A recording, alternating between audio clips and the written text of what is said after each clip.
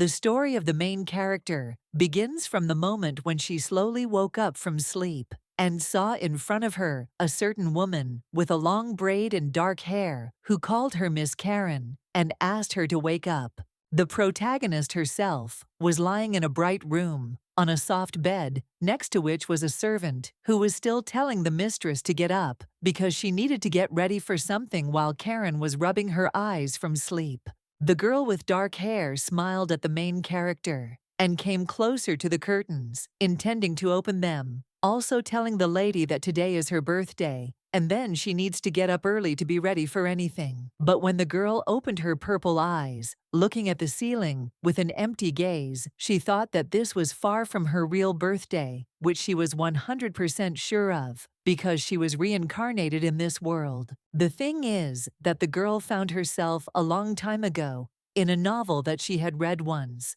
and which looks like a red book with gold ornaments, which is quite thick and beautiful, which can be said about the story itself. And now she seems to be lying not on the bed, being in her room, but to be on one of the pages of an open red curtain, where she is with the servants, but she feels that everything around her is as if lifeless but created thanks to the novel. In this story, Karen is already 117 years old when she came into this world as a very little girl with red hair and in a cute suit, remembering that the novel itself tells a love story incredibly banal and boring. And according to the story, Karen, who dreams of real feelings and true love, does not accept the love of her fiancé, which is why he remains in the background when the red-haired lady herself is looking for her one and only chosen one for life. But her life was not the sweetest, because soon, according to the plot, she ends up with the evil and arrogant daughter of an aristocrat who has not only blonde hair, but also scary eyes, with which she looks down on everyone. Then Karen, with red hair, suffers humiliation from such a lady for a very long time, when she herself puts on a maid's uniform, in order to sell to serve her clearly, not of her own free will, with suffering and torment. But everything turns out not to be so bad, because in the novel, she meets her only fiancé, with blonde hair and incredibly handsome appearance, with whom she dates, and looking into his eyes realizes that she feels sympathy for him. And after that, as in the most magical fairy tales, with a happy ending, they sweetly dance a waltz, just the two of them, intending to live their whole lives together, happily as husband and wife, because Karen is already dressed in a magnificent snow-white dress. However, failures and grief still overtake the happy Karen in the novel, because the last page of the book describes how she, having drunk a glass of red wine, dies falling to the floor, in blood spilling the drink on the white floor. And when the girl drinks the poisoned wine, she realizes with horror that the nightmare is starting all over again, because a year ago the heroine woke up under a tree when it was raining heavily, and she, with horror on her face, touches her neck because there was a noose on it. At that moment, she again overcame her fears to reunite with her fair-haired fiancé, which is why she hugged him tightly. But she did not suspect that the mosquito would not end, but would continue and continue. The lady with red hair and a sad face, realizing that the same end awaited her in all her lives, realized that no matter what she chose, the end would still be terrible, where she would die a terrible death. She remembers falling from the window, which caused all the maids in the castle to look at her with horror and stretch out their hands to her, intending to save her. But this will no longer help the protagonist, because her fate is to die in a terrible way after all this. She also remembers how one of her lives ended, not as an accident, but because of an unknown person who showed her the bloody blade of his dagger when she herself looked at it, with empty eyes, already in a bloody dress. And she, touching her bloody white dress, felt with horror the incredible pain and horror that was written on her face,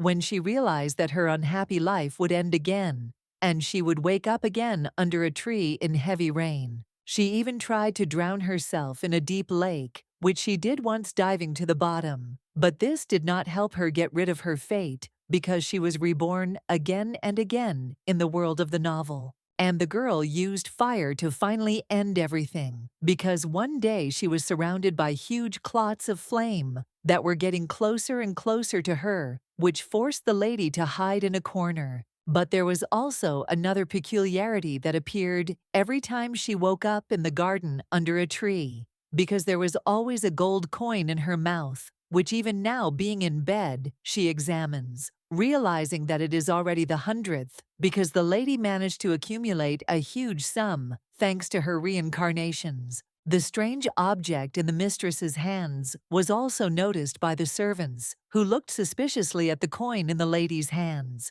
and asked what it was holding something of her own in her hands. Having told the hotel worker that it was just a good luck charm in the form of a coin, she fell silent while the servant was near her and doing her own thing, telling her that she just loved to tell fortunes with a coin, and even offered to do so to her. After telling the lady that if the coin landed on heads, she would have a happy life, and if not, not so much, the servant told Karen to toss a coin, and the heroine did so, causing the gold object to spin in the air. The coin fell into the red-haired girl's palm, causing both of them to stare at the coin to see which side it landed on and what it would reveal about the protagonist's fate. As it turned out, she did not get heads, which meant that this time the girl would suffer all her life. But when the servant told her that everything was completely wrong, she was already looking at her reflection in the water when she held a wash saucer in front of her.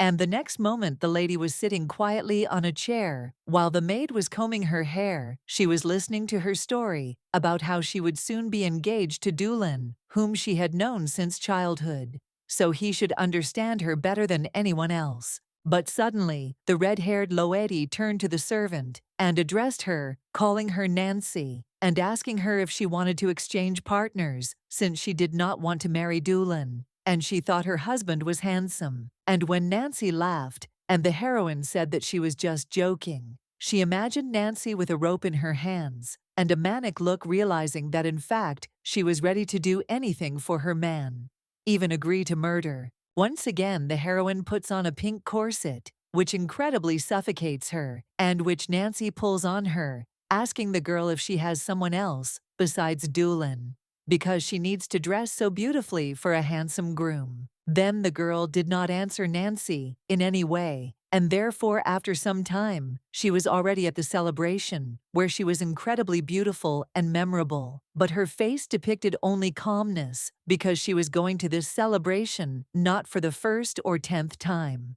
And while all the aristocrats were looking at her with admiration, gossiping about her, behind them the heroine already saw that very groom named Doolin, who was holding a bakaz in his hand, and was waiting for her at that time. Approaching a not very pleasant-looking man, the lady asked Doolin if he had been caught in the rain on his way here, because his appearance, to put it mildly, was very strange. And when the Kalpi dripped from him, he would just sigh tiredly and tell the lady that if she were to be his wife, she should already be submissive and not tell him anything that might upset him. But that didn't stop Karen. Noticing that she was again in a familiar place, hearing the same melodies, seeing the same people for the 100th time, the heroine devastatedly raised her head up and said that she felt like she was in hell from which she could not escape. And when Doolin said, like passerby, this is their destiny, the girl looked at him with her empty eyes and asked what he just said, but the guy meant that they were destined to be together no matter what. He hurried to take her hand in his, which was not only very pale, but also had numerous scars on it, and at that moment, he told the girl that even if she didn't like something, there was no choice, and they should become a couple. Karen looked at her chosen one in silence, as did Doolin, realizing that this was her 69th dance with the groom from whom she could not escape, because every time she died, everything began again. Behind her, the girl heard the suitor apologizing to his lady for stepping on her foot, but Karen was not surprised by this, because she had already seen this 45 times, having managed to be reborn more than 100 times. And behind Doolin's back, the girl saw a waiter who clumsily dropped a tray with glasses which she had seen for the 78th time already, and none of it surprised her anymore. Because of this, she looked as if she were not alive. And when they began to dance, slowly making circles around the surprised aristocrats, all the ladies and guys around them began to whisper that Dolan looked very pathetic, and they even pointed at him, which she felt was right. But suddenly, when the main character got tired of being pitied for the 100th time, and Dolan being humiliated, she decided to change everything because she grabbed the guy by the collar and was already going to drag him somewhere when she realized that he too felt the humiliation of society. She told him to just follow her, but the surprised guy asked the lady where exactly she was taking him to, which the protagonist did not answer, and remained silent, dragging him through the crowd of aristocrats to the exit of the celebration hall. With the thought that she had something she had never tried, the girl continued to drag Dulan along with her through the dark corridors with high windows, but he could not resist her, so he followed her in a hurry, asking what she was doing. The lady understood that only she remembered what was happening in the world, and therefore she did not need to worry about others. And it was with these thoughts that she led Dulan to a dark room with the doors slightly open, telling the guy that if they were engaged, she could do whatever she wanted with him. Having laid Dulan on the bed, which was in the mysterious room, the girl already wanted to try with him, something she had never done before. But at that time the brunette was leaving, who looked at the girl in amazement and asked her what she wanted. The mad lady looked at Dulan with both joy and madness, saying that she just wanted to try something new for herself, and then she ordered him to take off his clothes. And sometime after the protagonist achieved what she wanted, the girl in complete silence was tidying herself up because Dulan was adjusting his black clothes, and the heroine was looking at herself in the mirror and adjusting her hair. He turned to her shyly and with a bit of disdain and said that it was all just her desire and initiative, so he didn't want to have a lot of problems later. But this didn't surprise Karen either. Karen only hurried to take his arm and ordered him to lead her into the hall because they still had 3 dances to dance.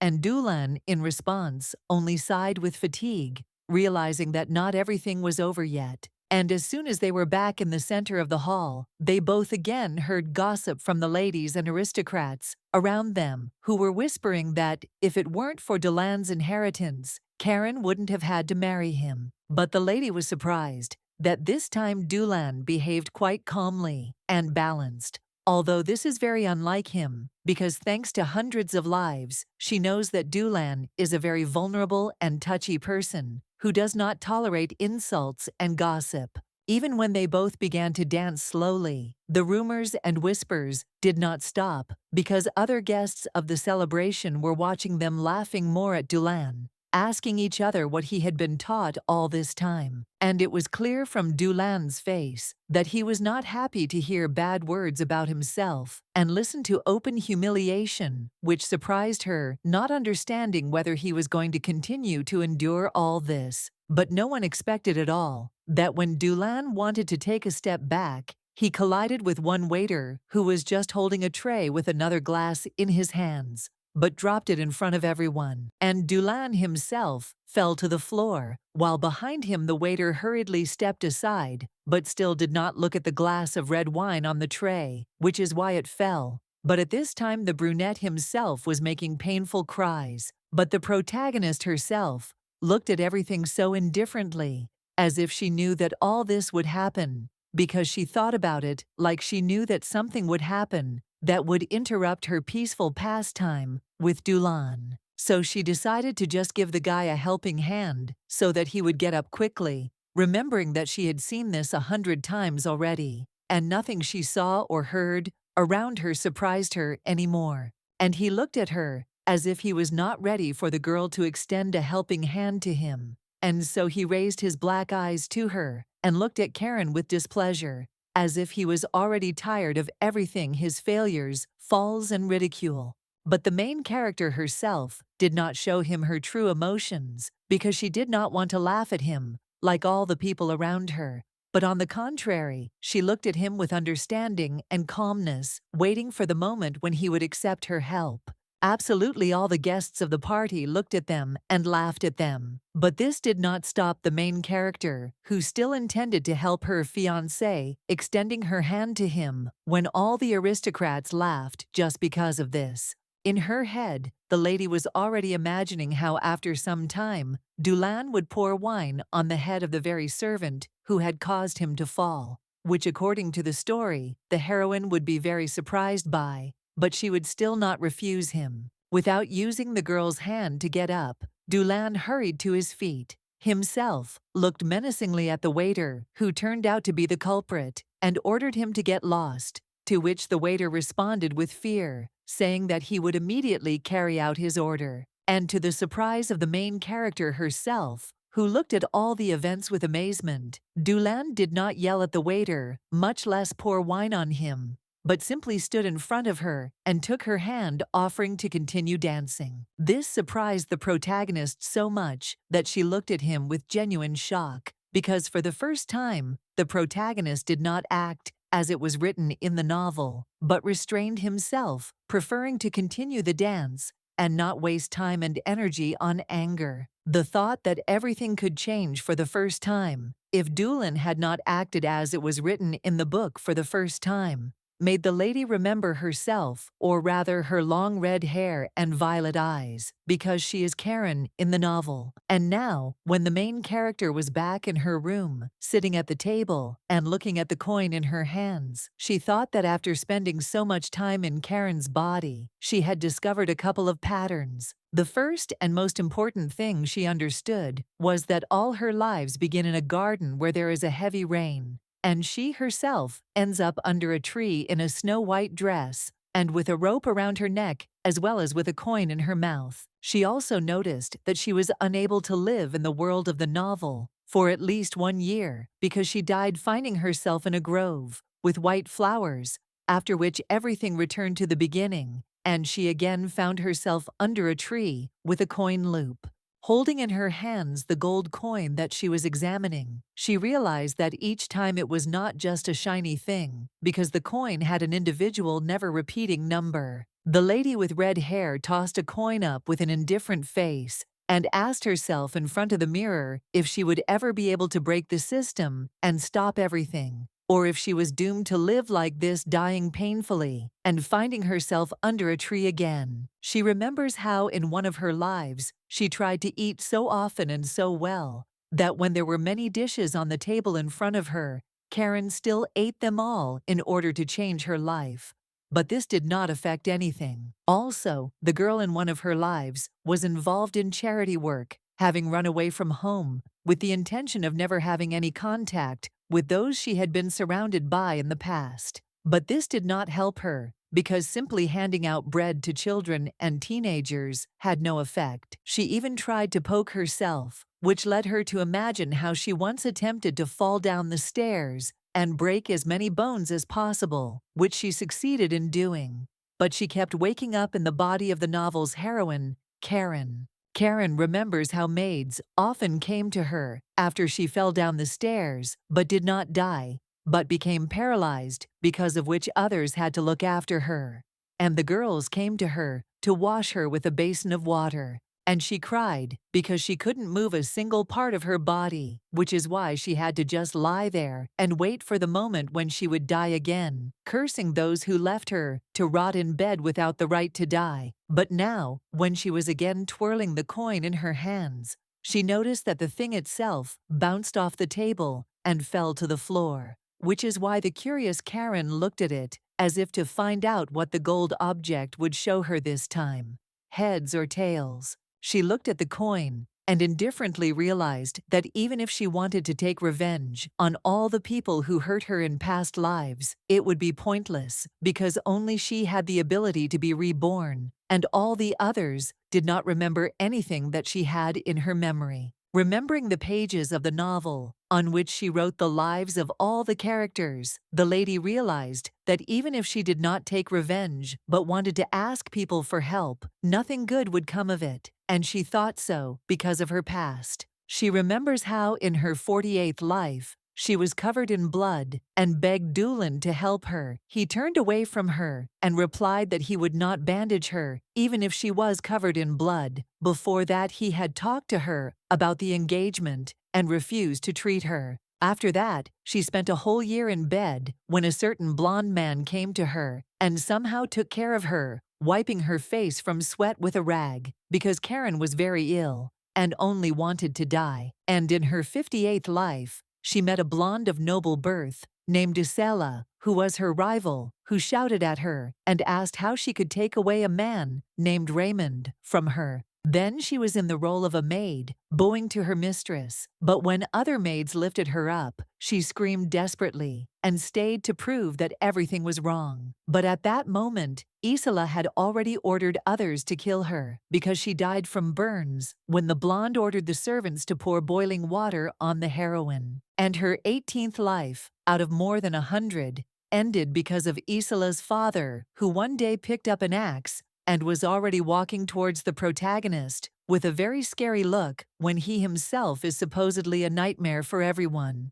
a destroyer of happiness. And he decided to swing an axe at her head, saying that she had stolen his daughter's happiness, implying that in this same life, she had married a blonde man named Raymond, with whom Isela was also in love. Remembering that very red book in which the whole plot was written, the girl began to wonder more and more how long all this would continue and when it would end, if even in her 100th life she could not find a way out of it. Imagining dark shadows with scary eyes that seemed to follow her everywhere, she realized that everyone in the novel wanted her dead and was doing everything to achieve this, which each time seemed true to the protagonist. And she herself found herself alone in this dark world where there is only her and no one will help her, because of which she now does not know how to act correctly and what to achieve. If each of her lives lasts only a year and ends differently, but terribly. That's why this time she decided to toss her gold coin, which caused it to spin quickly in the air while the main character hoped for the best.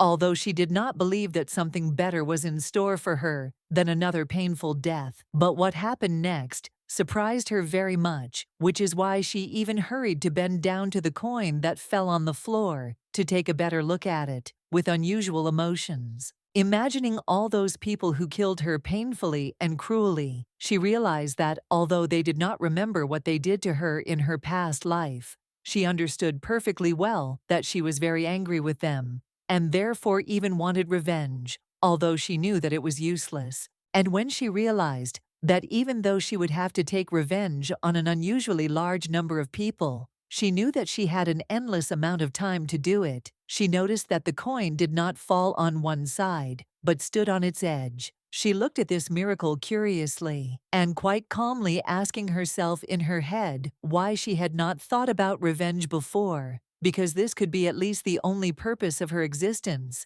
if she had fallen into an endless loop of lives. Picking up the coin in her hands and continuing to examine it, the girl with bright red hair and purple eyes realized that she had just wanted to do something bad in one of her lives, and revenge was perfect for that. And remember that she always remembered herself next to Raymond, being happy in a wedding dress, and with a smile on her face when they danced together. She realized that all this time she had hoped for love, which was supposed to change the world, but now she was disappointed. Now when she decided to squeeze the red rosebud with all her might, as if it were she mutilated by everyone but still beautiful, she realized for herself that it is not love that changes people, but death and all the most terrible things. And so, smiling slyly to herself, the red-haired lady realized that now she would not be a naive lady who would seek peace and goodness with love, but would be a real killer who would take revenge on everyone. And while the girl was already preparing to become better, strange events were happening on the border of the heir estates, which are her estates,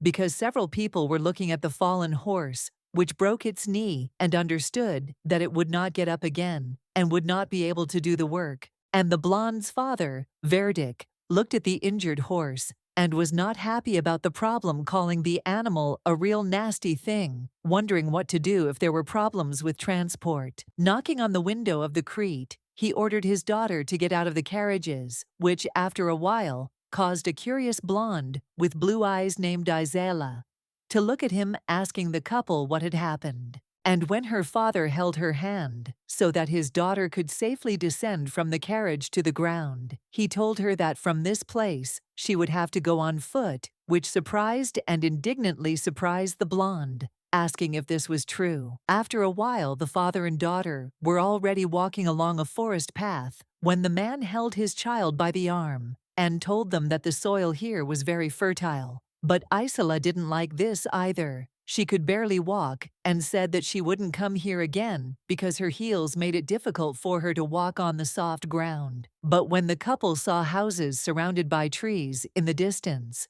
Isela's father told his daughter that since the land here was excellent, they could harvest a great crop and make money from it, and there were few people here, and the costs for improvement were low. Holding his daughter's hand, the blond man told the lady that if he got these lands, he would let her manage them, which would be a good lesson for her before the wedding and a good experience. He said this with a kind smile and the hope that his daughter would become as successful as he was in the family business. But when the blonde realized that if she became a good manager, that perhaps Raymond would notice her and become interested in her, she looked at her dad with a smile and promised that she would be an exemplary manager and would develop her dad's business. After some time, the father and daughter decided to go to a modest church with a light exterior and several windows, which was located in a small settlement to meet the locals. Already in the church, Verdick was talking with other artists when we find his daughter herself next to him, listening to the fact that her father's negotiations with the employees of his business are completed, so now they can rest. The guy wearing a monocle and smiling modestly at Verdick said that they would see each other again in 6 months, after which he wished the father and daughter all the best as they parted, but his smile was too forced. In response, Isela's father looked at his interlocutor with a smile and laughing said that for such a long time, they would even have to pay him dearly if they wanted to do business with him. And while everyone laughed, hoping that Verdick was joking, the blonde Isela behind him smiled, realizing that her dad was joking again. But when the lady was thinking what would change when her daddy got these lands, she noticed that some gossips were talking about a girl who had incredible beauty. She also noticed that the two girls walked towards the hall in the church, which made the blonde even more curious about who they were talking about. She decided to follow them, looking at each of them, and thinking that since the church was quite ordinary, she didn't think that there could be something amazing and incredible here, and she was still unable to see what the large crowd of believers were looking at, which is why she tried to squeeze through them and see at least something. However, when she finally managed to rise up on her toes and see something in the distance, she noticed that absolutely everyone was looking at the red-haired lady of incredible beauty who was sitting in the empty church, surprising everyone with this. She listened to the priest's sermon with her eyes closed, while her hair literally shone in the sun and turned into a precious red stone, which amazed and delighted all the minister in the church. And only when others called her, she turned her head towards Isela, which amazed everyone around her even more, and everyone affectionately called her a lady, while the blonde understood that she was like an angel who had descended from heaven. The sweet lady with red hair looked at her friend, who smiled at her and told her something exciting, while the blonde remembered that the lady with the purple galley herself was the daughter of Lord Hare, and she had heard about her before. Taking a closer look at her clothes, Isela suddenly realized that she was not eager to wear expensive outfits and dresses because the heroine had ordinary, even worn-out clothes, as if she was from a village. Also, noticing that Karen's main adornment is her wonderful, sincere smile, and not the countless amount of jewelry on her neck and wrists. And because of this, Isela begins to sincerely hate her. That is why she began to look at her with disdain and hostility, and even felt envy towards her, because she, having a lot of jewelry and an expensive dress, does not receive attention while the red-haired lady enjoys it to the fullest. When everything around her seemed to darken from her incredible anger, the blonde realized that it was Karen who would become her main enemy, whom she would try to destroy, just so she would no longer see how people were interested in her and admired her like a beauty queen. At that very moment, the priest told all the believers in time that they should be pure like white doves that fly peacefully in the sky and do not harm anyone, but Isela already had her own plans for Karen. He continued to say that all sinners would definitely go to hell, and this awaited absolutely everyone who had committed bad deeds in one way or another. And the red-haired woman at home listened to the priest's words in silence, with her eyes closed. After some time, he announced to everyone that the service was over and everyone could go free, which is why all the believers present began to gather their things and leave the hall. But not Karen, who was still sitting in place. She smiled unnoticed by anyone whispering that God had not heard her prayer, even though she prayed to him every night and day, intending to free herself from endless suffering. And that was why she was disappointed in him. But as soon as she said this, Dulan suddenly appeared in front of her, grabbed her by the shoulder, and whispered to her, angrily, that she should not desecrate the sacrament of the prayer service, which she was currently attending with her heresy. However, she merely waved her hand in front of Dulan's face, causing him to step aside, and remembering that the fact that he himself stood at the pulpit of this church was already sufficient desecration. Suddenly, she noticed a blonde named Isela in front of her, who smiled at Karen and said that she hoped that they would get along because she lived here and she was going to build a business on these same lands. Dulan was not happy about the appearance of a certain lady and therefore began to ask Karen who it was, and the red-haired lady calmly answered Isela that it was her fiancé,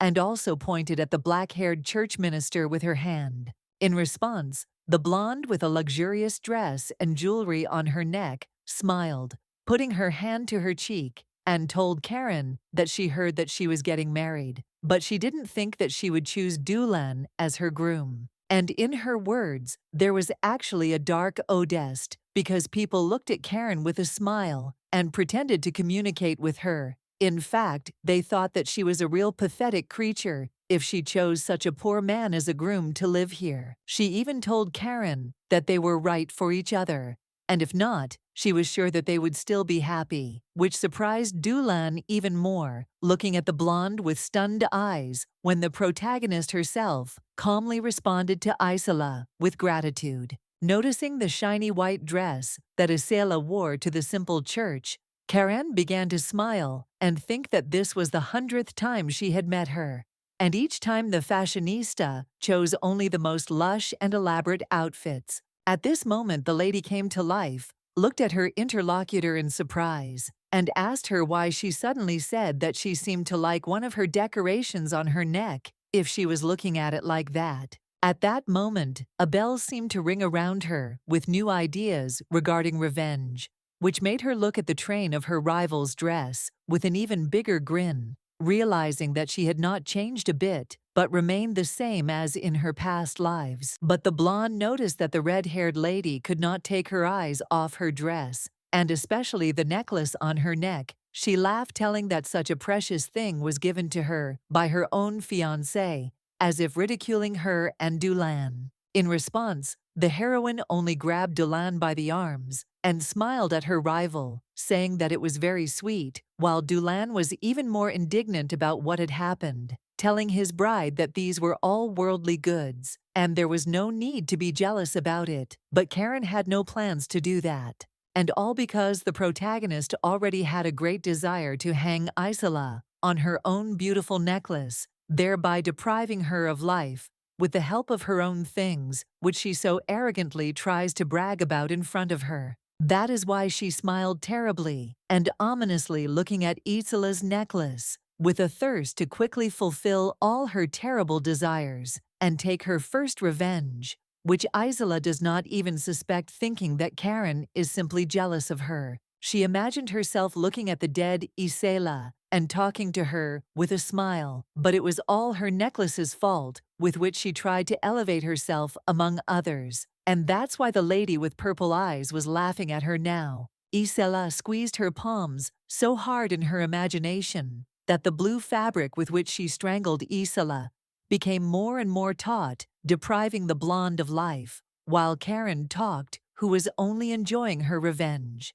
And also, so that the girl would not be upset because her beloved could disappear, Karen provided how she put her necklace in her palm, laughingly telling the deceased lady that now he would never part with it. Some time after the girl had been to church and was already heading home, when the golden sunset fell on the large and tall building in which she lived, all the servants noticed something strange. The thing is that Karen walked so cheerfully that literally everyone turned around to look at her and understand what Madame was so happy about. But they also had no idea that Lendi was happy, only because of the thought of revenge. Appearing in front of her palace, the previously crazy and unhappy Karen, who knew no end to her grief, suddenly began to simply stand among the bushes with flowers and laugh as if she was truly happy, just remembering in her head what she could do to Isela, namely hang her and put the necklace in her bloody hand. Karen realized that now only thoughts of killing all the enemies in the world filled her mind.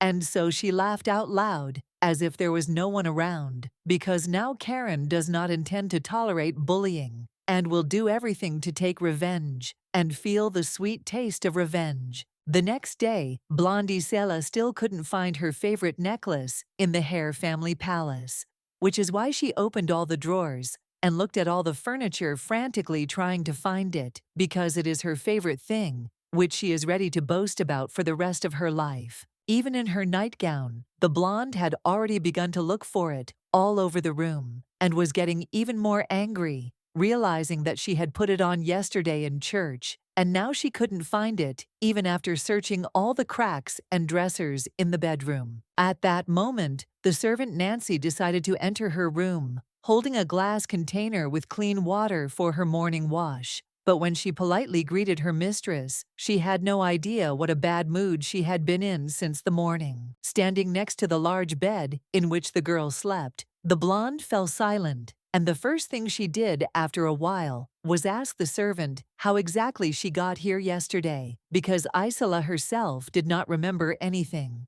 But the brunette with blue eyes did not answer this question directly, but only looked at the lady doubtfully, and answered that she herself fell asleep during the prayer service in the church, so she does not know what happened to her. This angered Isela so much that she suddenly approached Nancy and started yelling at her, asking where her necklace had gone. But the brunette remained calm, asking what she was talking about. The blonde shouted again that it was gone, but Nancy, who had suspicions about Isela, looked at her with distrust and contempt, not understanding what the lady who had been inadequate since the morning meant. Realizing that even the servants would not give her a clear answer, the girl with blue eyes hurried to check the closet with her dresses and examine each of them, asking Nancy with fury where her necklace had gone. And while she was doing this, the attendant calmly poured water into a basin, especially for Isela to wash herself. But the lady did not even care about washing herself, because she was thinking only about the necklace that she hoped to find in the closet. Isela intended to find her favorite decoration at any cost, but when the brunette said with a sly smile that if it wasn't in the closet, then she couldn't help, but this hurt Isela more. After Isela ordered the servant to turn around and explain her words, Nancy did so, saying that she should now be primping and washing herself, because breakfast was already waiting for her and not searching for something. Thinking that the servant was being rude to her, the blonde immediately came closer to her in order to hit her on the cheek with all her might, which caused the brunette with the braid to even move away from her a couple of steps. The blow caused the lady to fall to the floor, but Isela did not even plan to help her, but only shouted at her, asking if she had stolen her necklace, since she was behaving in her opinion so impudently and ill-mannered. Her screams seemed to be heard even in the street, because the young girl with golden hair was screaming at the dryad and ordering her to immediately find the necklace that was missing from her, as if it were her personal servant. But in response, Nancy only looked at her with the same smile as if mockingly not intending to follow her orders, but feeling a strong pain in the lip area, because even blood appeared on her face. The blonde was so angry at the servant that she clenched her teeth in front of her and intended to beat her even more when anger filled her whole soul. She could no longer stand Nancy, calmly smiling at her in front of her. But she was unable to do something more terrible to the girl because the main character suddenly entered the room in a beautiful dark dress, followed by many servants, and who asked Isola what was going on here. However, the blonde's anger and indignation did not subside, so she turned to the protagonist with great rage, shouting to everyone that her necklace was missing, and that was the only reason she was making so much noise. And just like Nancy, the red-haired lady remained calm, looking at Isela with her violet eyes and asking her which necklace exactly she had lost, which looked a little suspicious and feigned. Even clenching her hands into fists in indignation, the blonde began to mutter through her teeth that she couldn't find anywhere that very necklace that she had on her just yesterday, and that she carried with her everywhere. Also, looking at Nancy, who at that time stood up on her feet and held her wound with her hands, Isela told Karen that the servants were also behaving quite suspiciously, and that was why she no longer trusted them. And Isela was very surprised that Nancy, who had previously been smiling and steadfast with her, became more gentle and affectionate at the sight of the red-haired lady, lowering her eyes into them and telling the protagonist that it was not she who stole the necklace and that she did not even know what it looked like. That's why the blonde hesitated with such shock and astonishment, as if she had previously had no idea that Nancy was not a simple maid, but Karen's personal servant, and now she was speaking to her so respectfully. In response, the red-haired lady only covered her face with her hand, as if from slight shame, ordering the maids behind her to search the rooms for the necklace. And she told Isela that it was time to get ready for breakfast. But this greatly indignantly upset the blonde, who began to look angrily at Karen and tell her that it was not so important because her necklace was almost the most important thing for her and the loss of it could greatly upset her. However, she immediately stopped talking because she saw something behind Karen that made her wary, and everything around seemed to turn black and dark like in a bad dream. The thing is that she saw in the doorway the terrible eyes of the servants who looked at her and did not look away, because of which in the magical darkness their glowing eyes were even more mysterious. But the girl herself did not understand what was happening, because she just wanted to find her thing. That's why she looked at them with fear and caution, trying to find an answer to the question of why the servants were looking at her so fearfully. But at that moment, Karen already wanted to turn to her. Having said Isela's name, the red-haired lady clearly wanted to ask her something, but the blonde, turning her head towards her with displeasure, only asked what she wanted from her, still not having calmed down from her anger. And at that moment, when the violet-eyed woman looked at Isela with frightening devastation, she put her hand on the shoulder of her servant in the name of Nancy, and said menacingly that she should understand that the brunette was her personal servant. It seemed that the blonde wanted to object to Karen, but did not do so, because she blushed with shame,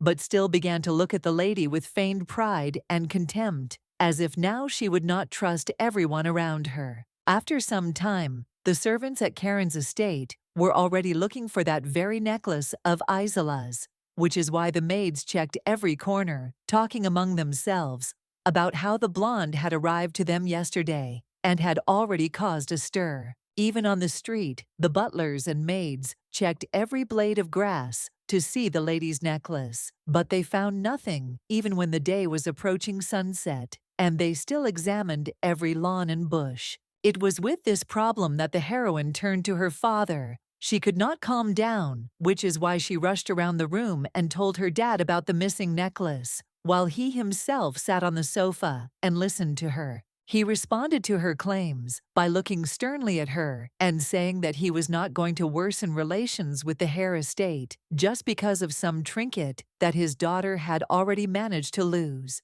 The blonde, with a very capricious character, just sat down on the sofa in front of her dad and asked him what she should do now because the necklace was a gift from Raymond himself, whom she considers her main fiancé. The Lord only turned away from her and began to think more diligently, realizing that for everyone around, the necklace was of no use to anyone, because it was not even an engagement ring from his daughter's fiancé. But Isola thought only about this decoration, and no one else. At that moment the heroine's fingers began to shake for some reason, which made the lady wonder why she felt so uncomfortable, as if she felt something terrible approaching, when her fingers were already in the dirt, because she had been digging everywhere with them in order to find the decoration. Remembering just the groom of his daughter, who has a beautiful appearance, proud posture, personal weapon uniform, and beautiful hair, Lord Verdict began to wonder why he chose his daughter if he is the hero of the country, and could have chosen a wife of more noble origin. This was precisely what was bothering the man with blue eyes, which made him look at the floor and think it was strange that the hero of the country wanted to deal with his daughter, clearly keeping some kind of plan to himself, if among all the noble ladies of higher status, he chose her. Once again recalling Raymond's appearance, his green eyes and blonde hair, Verdict thought that he was the debtor in their family, and therefore he would not be able to escape, also not having the character for it. That's why Dad took his daughter by the hands and looked at her, telling her that he could get her a similar necklace. But the blonde still answered that she didn't need anything else, but wanted the exact necklace that her fiancé had given her. At that moment, Verdict seemed to realize that he had raised her daughter a little differently than he had planned, because Isola did not want to make concessions to him, even when he told her about all the difficulties of the situation. Then he decided to calmly get up from the sofa, straightening his collar, and telling his daughter that it was her own fault, and that she needed to take better care of her things, which made Isola even more indignant, asking her father how he could say that. As a result, Isola had to walk sadly down the hallway and think about how her fiancé Raymond would definitely be upset if he found out that she had so irresponsibly lost the necklace he had given her. She was still unhappy with the whole situation and had no intention of leaving everything alone. So she was angry, continuing to walk down the corridor and realizing only that she was very tired of all this, although she only wanted to find what turned out to be lost the next day after use. And she approached a certain mysterious dark door to open it and enter the room wearily, thinking that she already wanted to return home and never return to such a strange place as this palace with Karen. With her wounded hand, she firmly grabbed the door handle and began to pull it towards herself, hoping to find the necklace at least in this room. But she had no idea what a surprise awaited her in the bedroom. The thing is that the weak light from the corridor first fell on the floor, which turned out to be completely bloody. There were such large pools of blood on it, as if a person had been killed in such a terrible and dark place. And the heroine noticed something in the depths of the room that shocked her, suddenly froze in place, trying to make out in the darkness what in a nightmare she had never dreamed of, because the blood turned out to be only the beginning of the horror that she was about to see. And all because, in the room, which had a neatly made bed, some furniture and thick curtains, not only was there blood visible, which was spreading in large puddles across the floor, but also on the bed was the main decoration of the interior in the form of a human head, which was looking straight at the doorway. Right in front of this head, Isela's brow sparkled with various reflections and remained clean and seemingly untouched, but the heroine was no longer so happy with such a find, because the way she found it plunged her into horror and real fear. She decided to walk across the bloody floor and enter the scary silent room with incredible shock on her face,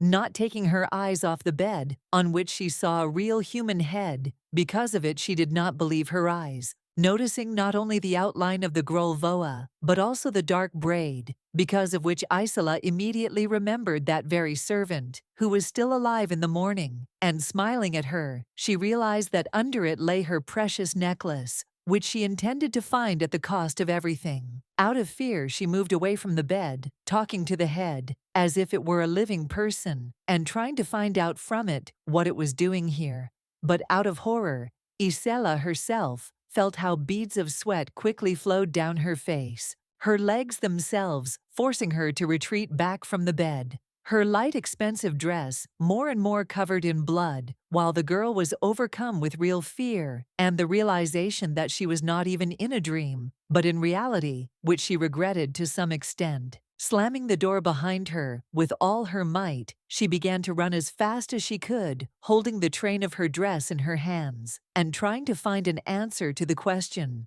of when everything took such a turn. Also greedily inhaling and exhaling air as she ran. She began to cry from the nightmarish situation and did not understand why everything turned out this way, because earlier she had only given that same servant a light slap in the face, and now her severed head frightened her to the point of horror. And when she was thinking about why her head was lying in her room on the bed, if she had not had time to learn her name during her life, she herself did not notice how she stepped on the fabric of her dress, which caused her to fall to the floor, sliding along it for a couple more meters. However, the lady hastened to rise, in spite of everything, leaning on her hands, and asking herself what she should do now, what it all meant, and most importantly, who had done this, and with what intentions, using such demonstrativeness, and her necklace. Isela cried, and could not finally get back on her feet,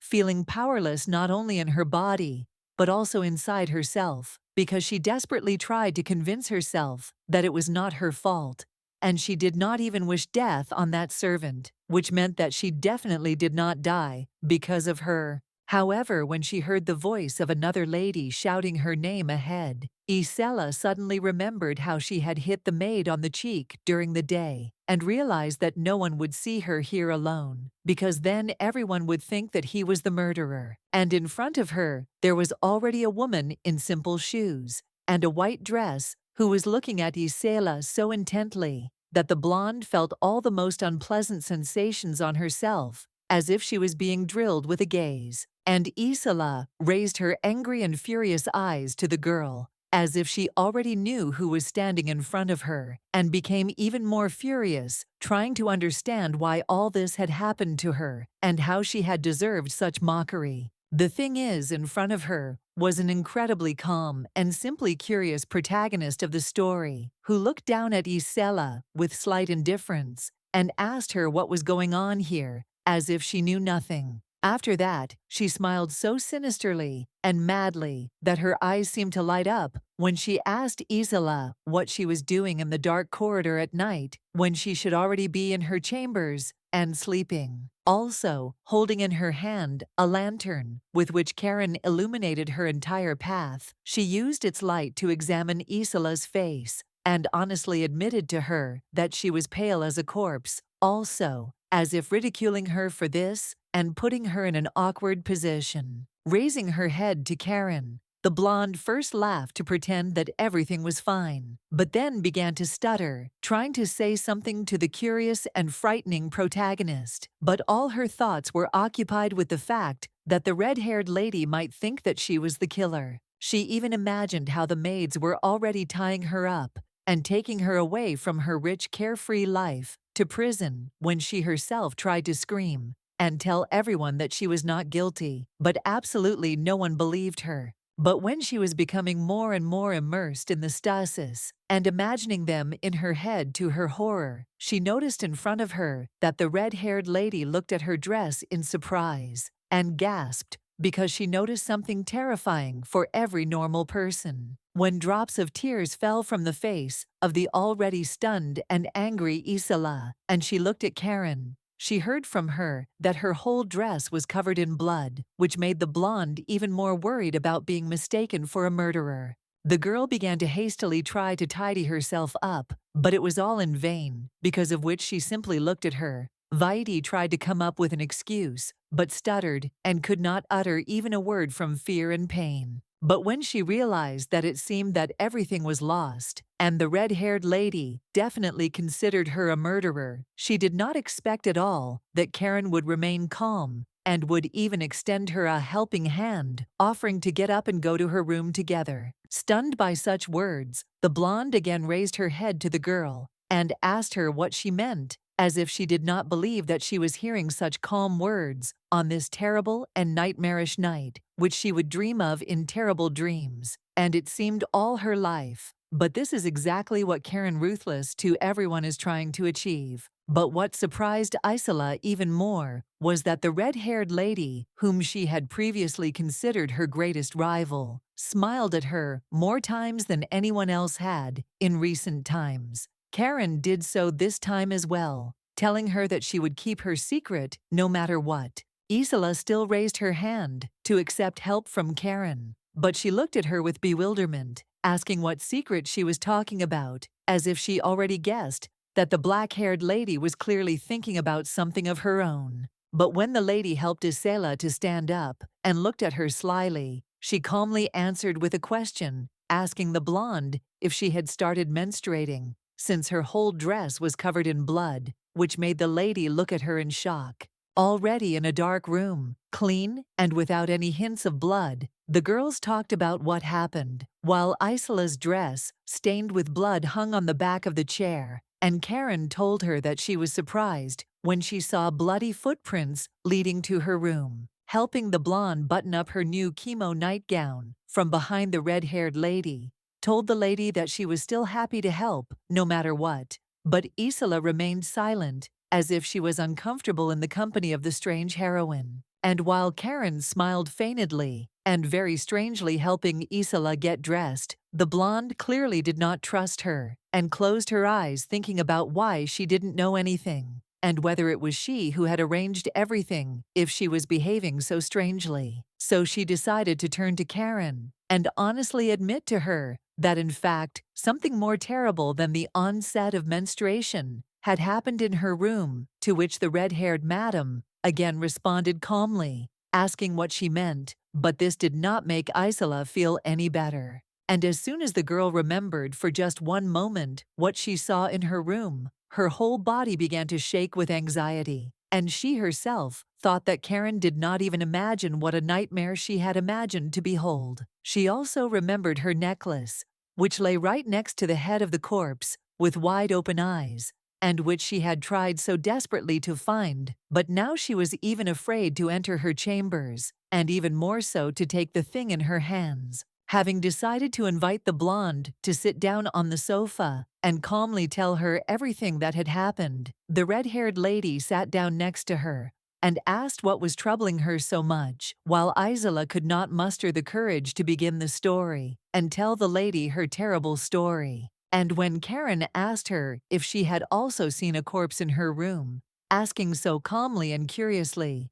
the blonde shuddered just from the mention of those terrible events, and in response, surprisingly asked Karen what she meant. But instead of panicking, in the same way Karen just started smiling and telling Isola about the ghosts that live in the castle and wake up at night, scaring everyone who comes to live there. This surprised Isola so much that she could not find the words to speak, looking at Karen with her mouth open and asking her what she had just said, as if the behavior of the already strange Karen frightened her even more and made her suspect her of the most terrible things. However, Karen continued to play the mystical Leoi, touching the dishes with purple flowers, with her fingers telling Isola, in complete silence, that she also has visions about this. And it is true, they say that ghosts really live here. Taking one of the flowers that the lady had brought to her cup, the red-haired lady told Isel with a grin that this was a common occurrence, and that over time she would get used to it, as if a severed head and a bloody floor were the order of things. Karen slowly poured boiling water into the cup with the flour, while the blonde continued to doubt everything and think harder and more anxiously about what had happened, but still decided to hesitantly ask the lady about the visions she had spoken about earlier. And she still decided to believe the main character, counting everything she saw in her room as visions, which is why she raised her chin high and convinced herself that she simply had a nightmare due to extreme fatigue and stress in a new place. Only after that did she smile sweetly, asking the main character if she could take her to the room, because she would be a little scared to go back to where she had seen something terrible and almost real. And to this, the protagonist responded that she would do it with pleasure, also smiling at Isola in response. But the blonde did not suspect that behind this grin were hidden the personal motives of the crazy lady, to quickly take revenge on everyone in the most nightmarish ways. Some time later, the two ladies were already in front of Isola's room door, about to enter it. But before that, the polite and calm heroine told the blonde not to be afraid, to which the still intimidated Isola replied that she would try to do it. The first to touch the door handle was the red-haired lady, who already intended to see the results of her crimes in the room, which was why she was so upset. But she tried to convince Isola that all this was just a vision. Isola was still afraid to look into the darkness because she was terrified to see in that room a bed and a person's head which looked at her with its terrible eyes and had her necklace in front of it. But because of this, she wanted to convince herself more and more that she was imagining everything. The first to enter the room, with confident and wide steps, was the main character who wanted to see with her own eyes the most terrible chambers in the castle at that moment. But it seemed that the blood had disappeared somewhere. Entering Isela's room, the two girls truly saw that there was nothing in the chambers. The bed was made, the carpet and the entire floor were perfectly washed, and there was nothing extra on the chairs, while on the bed a simple cap was visible, next to which something was clearly shining. And Isola's necklace, which she had been so afraid to take earlier, was shining next to him. And now she saw it only next to the headdress, which she clearly saw in the darkness as a severed head, which is why Isola felt relieved. Isola entered the room and began to look around with joy in her soul, and with slight shock surprised by everything around her, and calming down, realizing that everything was fine. Even her favorite necklace was lying on the bed in a cap. Exhaling a sigh of happiness and calm, Isola smiled and closed her eyes, telling the main character that what happened to her was very strange. But she was glad that everything ended up being expensive, and also thanked her for walking her to her room. After that, with a smile on her face, she lifted the cap and saw her favorite necklace, telling Karen, who suddenly became silent, that it seemed that it was this headdress on the bed that frightened her, which is why she began to see strange images. She took the necklace in her hands and began to examine it with a satisfied smile on her face, not paying attention to the quiet Karen, and thinking with happiness that perhaps she had been very worried because of that strange maid with a dark braid, whose name she still didn't know, although it didn't bother her. However, when she finally turned to the red-haired girl and asked her if she could spend the night with her because she was still afraid to be alone in the room, the protagonist did not answer, creating a dead silence. Noticing that her friend was strangely silent and not even moving, the blonde turned to her and noticed that the lady was actually standing, as if something had made her freeze, as she silently looked at Isela in the dark room. The thing is, the girl looked at Isela with such empty, crazy, and inhuman eyes that it would have scared anyone of death, because on her face one could read the surprise that drove her crazy, which she never experienced again. Isela froze in the same way out of animal fear, not even understanding what had happened to Karen and what was on her mind, because only because of her deep silence and gaze, everything around was filled with an ominous aura that did not bode well. But Isela decided not to hesitate and not to panic, and then she went up to Karen in order to grab her tightly by the arm and start shaking her, trying to call her by name and understand if she was feeling ill and if the ghost she had talked about earlier had accidentally entered her. Only after this did Karen suddenly come to her senses and began to smile again, calmly telling Isola that everything was fine and that she was just thinking about something, also saying that tomorrow she would clean everything up here. But this made Isola even more suspicious. The wild smile and stunned eyes from the intense shock still remained on her face, but there was calm and politeness in her voice because she was telling Isola to go to bed because it was already late at night and they had to get up early. And after Isela went to Karen's room so that they could sleep there together, the red-haired lady was left with great shock, completely alone in the quiet room, without a single source of light, sitting on the bed and asking herself where that very head that was definitely there could have gone. With her black eyes, she looked at the clean bed and asked herself where Nancy's head was, which had definitely been here before, and was flaunting itself on the bed with a necklace which was driving the protagonist more and more crazy. Because of this, the lady remembered the events that had happened earlier, namely how she had stolen the personal servant in order to be alone with her,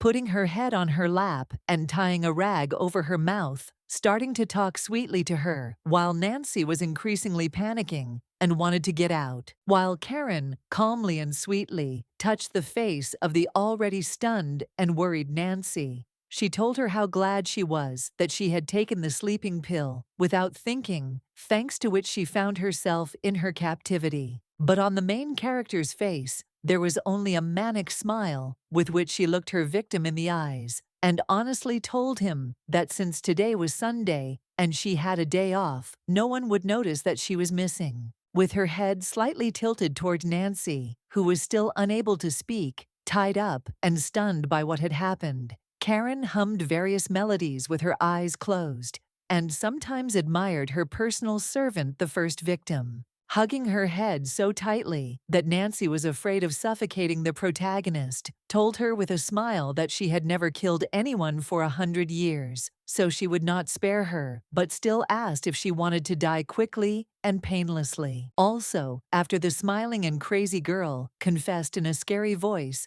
that he had died many times already, Nancy could not stand it and twitched, trying to say something, which is why the red-haired killer held her tighter, asking what she didn't like. Deciding to give in, the red-haired lady suddenly released Nancy from her murderous embrace, causing her to fall to the floor with a crash. But that was exactly what the heroine wanted, because with a calm face, she told her that she would let her free herself if that was what she wanted. And Nancy still hoped that she would be able to escape from the crazy lady, so she tried to be strong and twitch, despite the pain and shock she was experiencing. But as soon as she fell to the floor, she saw a beautiful necklace right in front of her, sparkling in the sun, and she immediately recognized it as Isola's very jewelry, which the lady was now so desperately looking for, which is why she wanted to say something, but could not do so because of the fabric that covered her mouth. Demonstratively taking the fallen jewel into her hands, the red-haired lady stood up from her seat and looked at her maid with a smile, telling her that she had not changed at all in any of her lives. After that, moving a little away from the fallen, Nancy, the protagonist, threw the decoration on the floor and told her first victim that if this was her first murder, she would do it properly in a proper way. And the unfortunate servant wanted to reach out to the necklace with her hand, hoping that if she did this, she would be able to save herself. But this turned out to be far from the case. No matter how much effort she put into covering it, her hand could not grab the necklace. Nancy tried her best to reach for the jewel, as if it was her only salvation. But she had no idea that when beads of sweat were running down her face, and she was blushing with a rag covering her mouth, Karen was thus only mocking her with a smile. Because suddenly, the main character, without any pity, pulled the cloth so tightly on herself that Nancy, who felt the cloth on her neck, immediately stopped breathing and began to choke,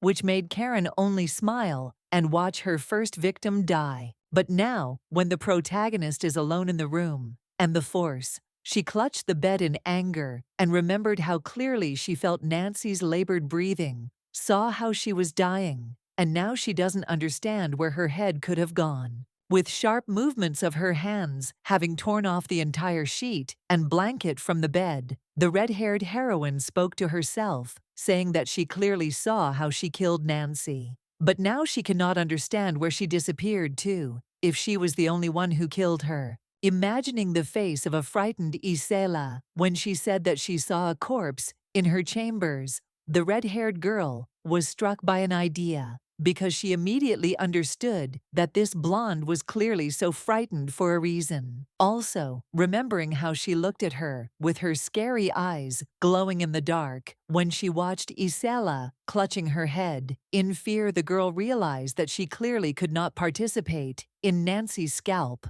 if she herself was horrified by what happened. Out of rage, the main character tore up the entire bed and began to scream, asking herself and the whole world who dared to steal Nancy from her and thereby ruin all the fun that she had so carefully planned and desired. Having poured out all her discontent and anger, the exhausted lady fell to the floor and told herself that it was a failure because even her very first murder, which she had planned down to the smallest detail, did not go according to plan. Out of despair and sadness, the girl leaned forward and did not rise again, talking to herself in the dark room about how she had spent half an hour with Isela, but in the end, it was all in vain. If now the room was clean, and instead of a head there was a cap on the bed, there really wasn't even a drop of blood on the bed, which would at least hint that something terrible had happened here, which was why the lady was upset,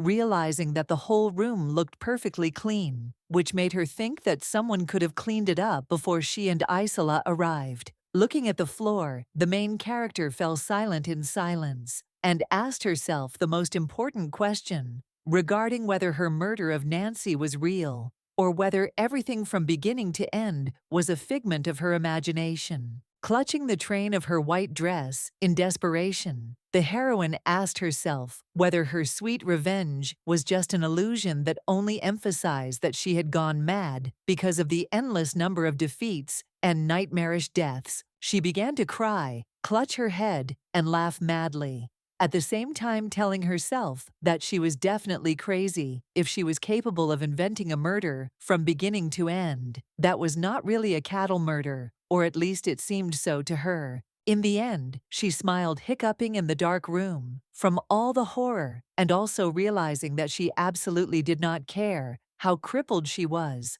because she did not want to experience humiliation and be a victim for others anymore. Raising her fist sharply above herself, she shouted to herself, never again to imagine what does not exist, never to deceive herself with visions, and to do what will be real intending to hurt herself. And she slammed her fist on the wooden floor with all her might in order to bring herself to her senses, and bring herself to her senses, as if this would help her not to make mistakes again, and not to succumb to illusions that only make everything worse. When blood began to slowly appear on the main character's fist, and she did not raise her head, she told herself that next time she would kill Nancy again in Isola's room, no matter what it cost her, and no matter what hallucinations she had. Raising her hand and examining it, realizing that bruises and redness were slowly appearing on it as well, the girl continued talking to herself, convincing herself that in this case she would not be able to fulfill her promise. Raising her head and looking at the empty room, in which there was no one except her, the girl promised herself that in this case she would try to kill the man again to be true to herself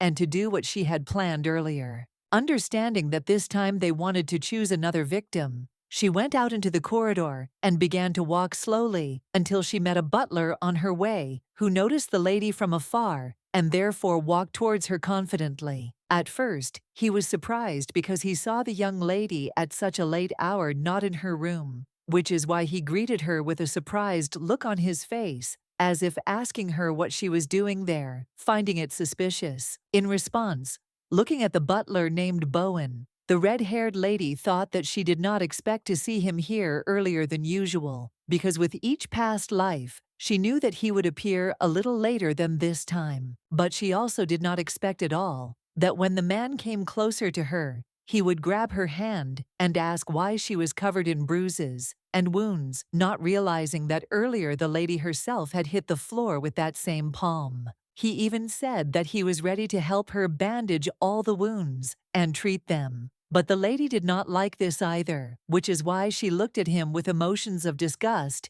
and hostility, as if she did not need anything from him at first. She was tired of seeing the intrusive butler in front of her, so she abruptly pulled her hand towards herself, forcing the guy to let go of her, and ordering the servant in a rude tone not to touch her anymore, which apparently angered Bowen. But when she looked at him and touched her palm, which seemed to hurt even more because the guy grabbed it, she did not expect that Dulan would appear behind her, looking at his bride in surprise and anger, realizing that the servant was touching her. Remembering that in his past lives and in the plot of the novel itself, Dulan acted insecurely, although he tried to point the finger at others and protect the heroine while feigning jealousy. He felt nothing for Karen, which is why he was simply an annoying person. Then and now, the lady did not expect anything from the angry Dulan, and was calm, realizing that most likely this guy would simply yell at the butler or say some threatening words to him while trying to look intimidating. But when Dulan continued to stand menacingly, the lady herself decided to order the butler to leave, giving him the task of bringing Miss Isola's breakfast to her chambers when she would be having breakfast in the hall, after which she insistently asked to be left alone with her fiancé. After this, the butler quickly turned around and walked back with such a quick step that it was as if he was running, so as not to receive punishment or a reprimand from the lady and her fiancé. And they stood at him and watched as the servant gradually disappeared from sight. But when Dulan looked askance at the lady and asked her if she was trying to protect him from that butler by such an act, the red-haired lady turned away from him and sighed, not understanding how fate had brought her together with such a man as a preacher in the church. And before they parted again, the heroine suddenly put her hand on his shoulder and thus forced him to return, while she told him not to forget to pray today, and in a couple of hours she would come into his room to exchange words.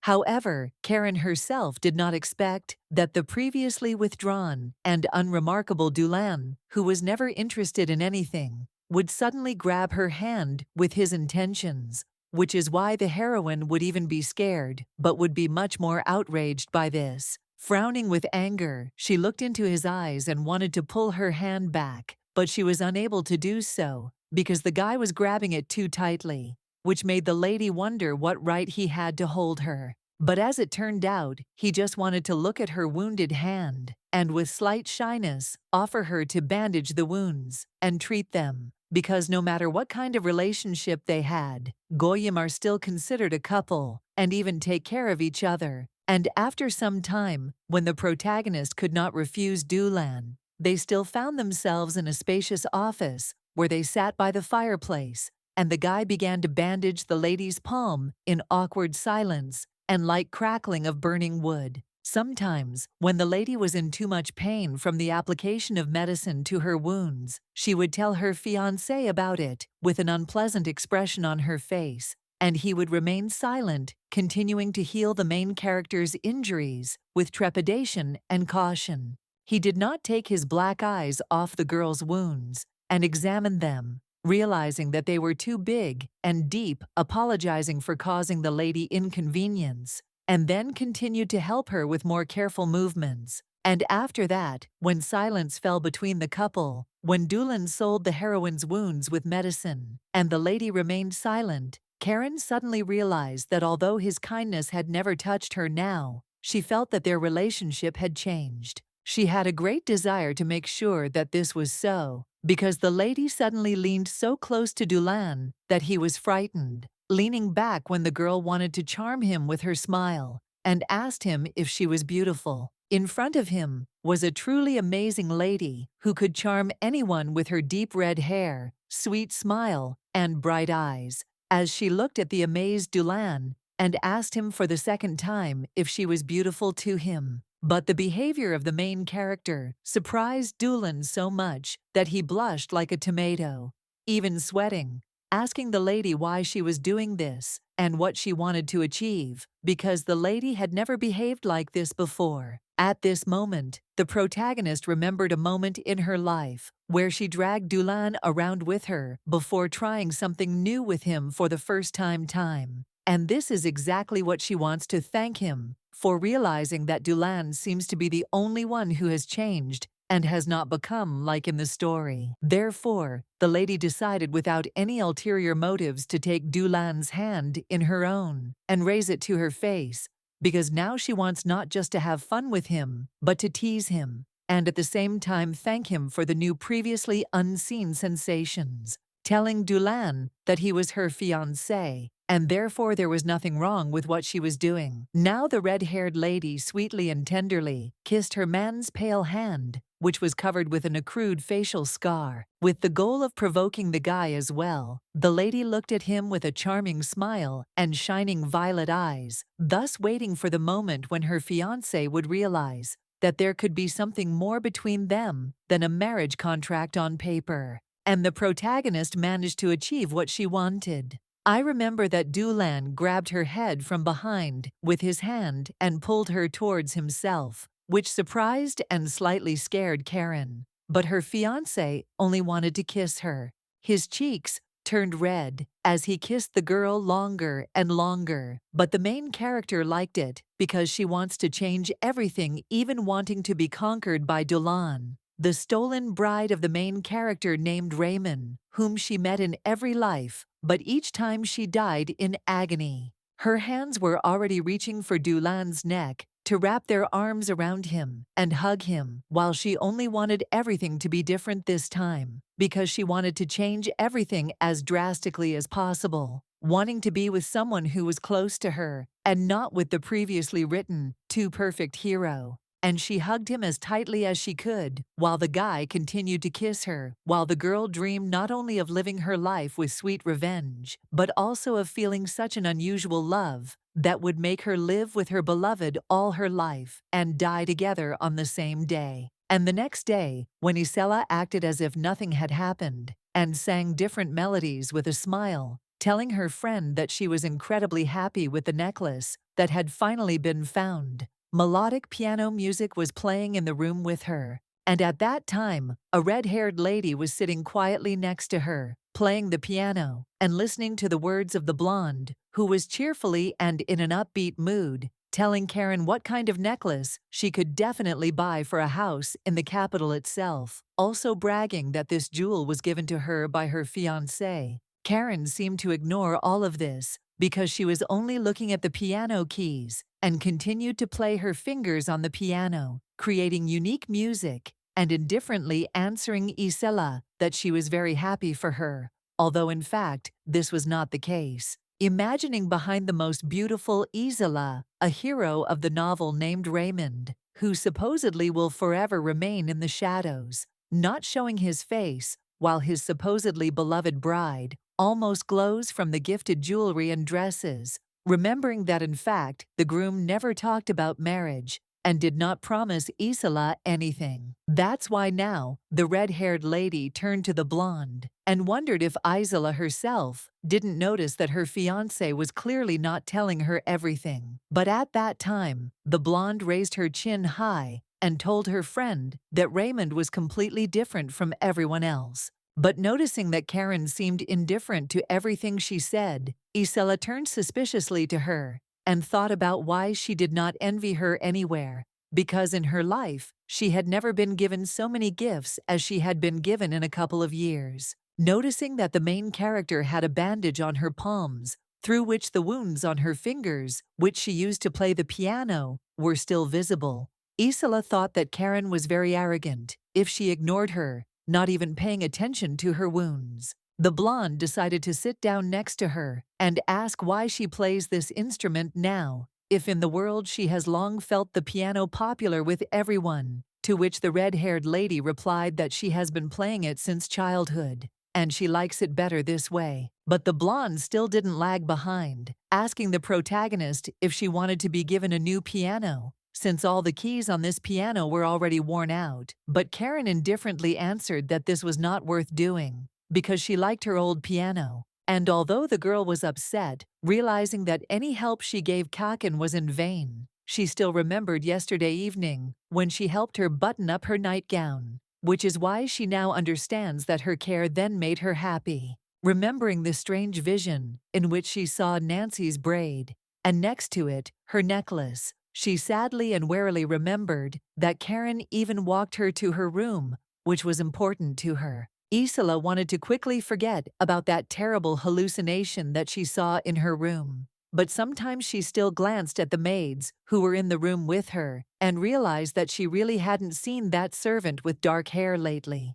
Then she decided to sit down next to the red-haired lady and ask her where her personal maid had gone. But Karen didn't react to this in any way and continued playing the piano and asking Isola if she meant Nancy. With a slight indignation on her face, the main character looked at her interlocutor and admitted to her that it seemed that her personal maid did not want to appear in front of her after yesterday hinting that the blonde had acted a little rudely towards her. But in response, the girl with golden hair said that this was unlikely to be the case, also waving her hand, which is why the indignant and even more angry Karen fell silent, looking at her with furrowed brows, trying to withstand Isola's character. However, there was, as it turned out, another meaning in her words, because the lady with blue eyes looked at the floor and said that her obsession, which she had managed to see earlier, was too terrible to consider the servant simply missing because of it.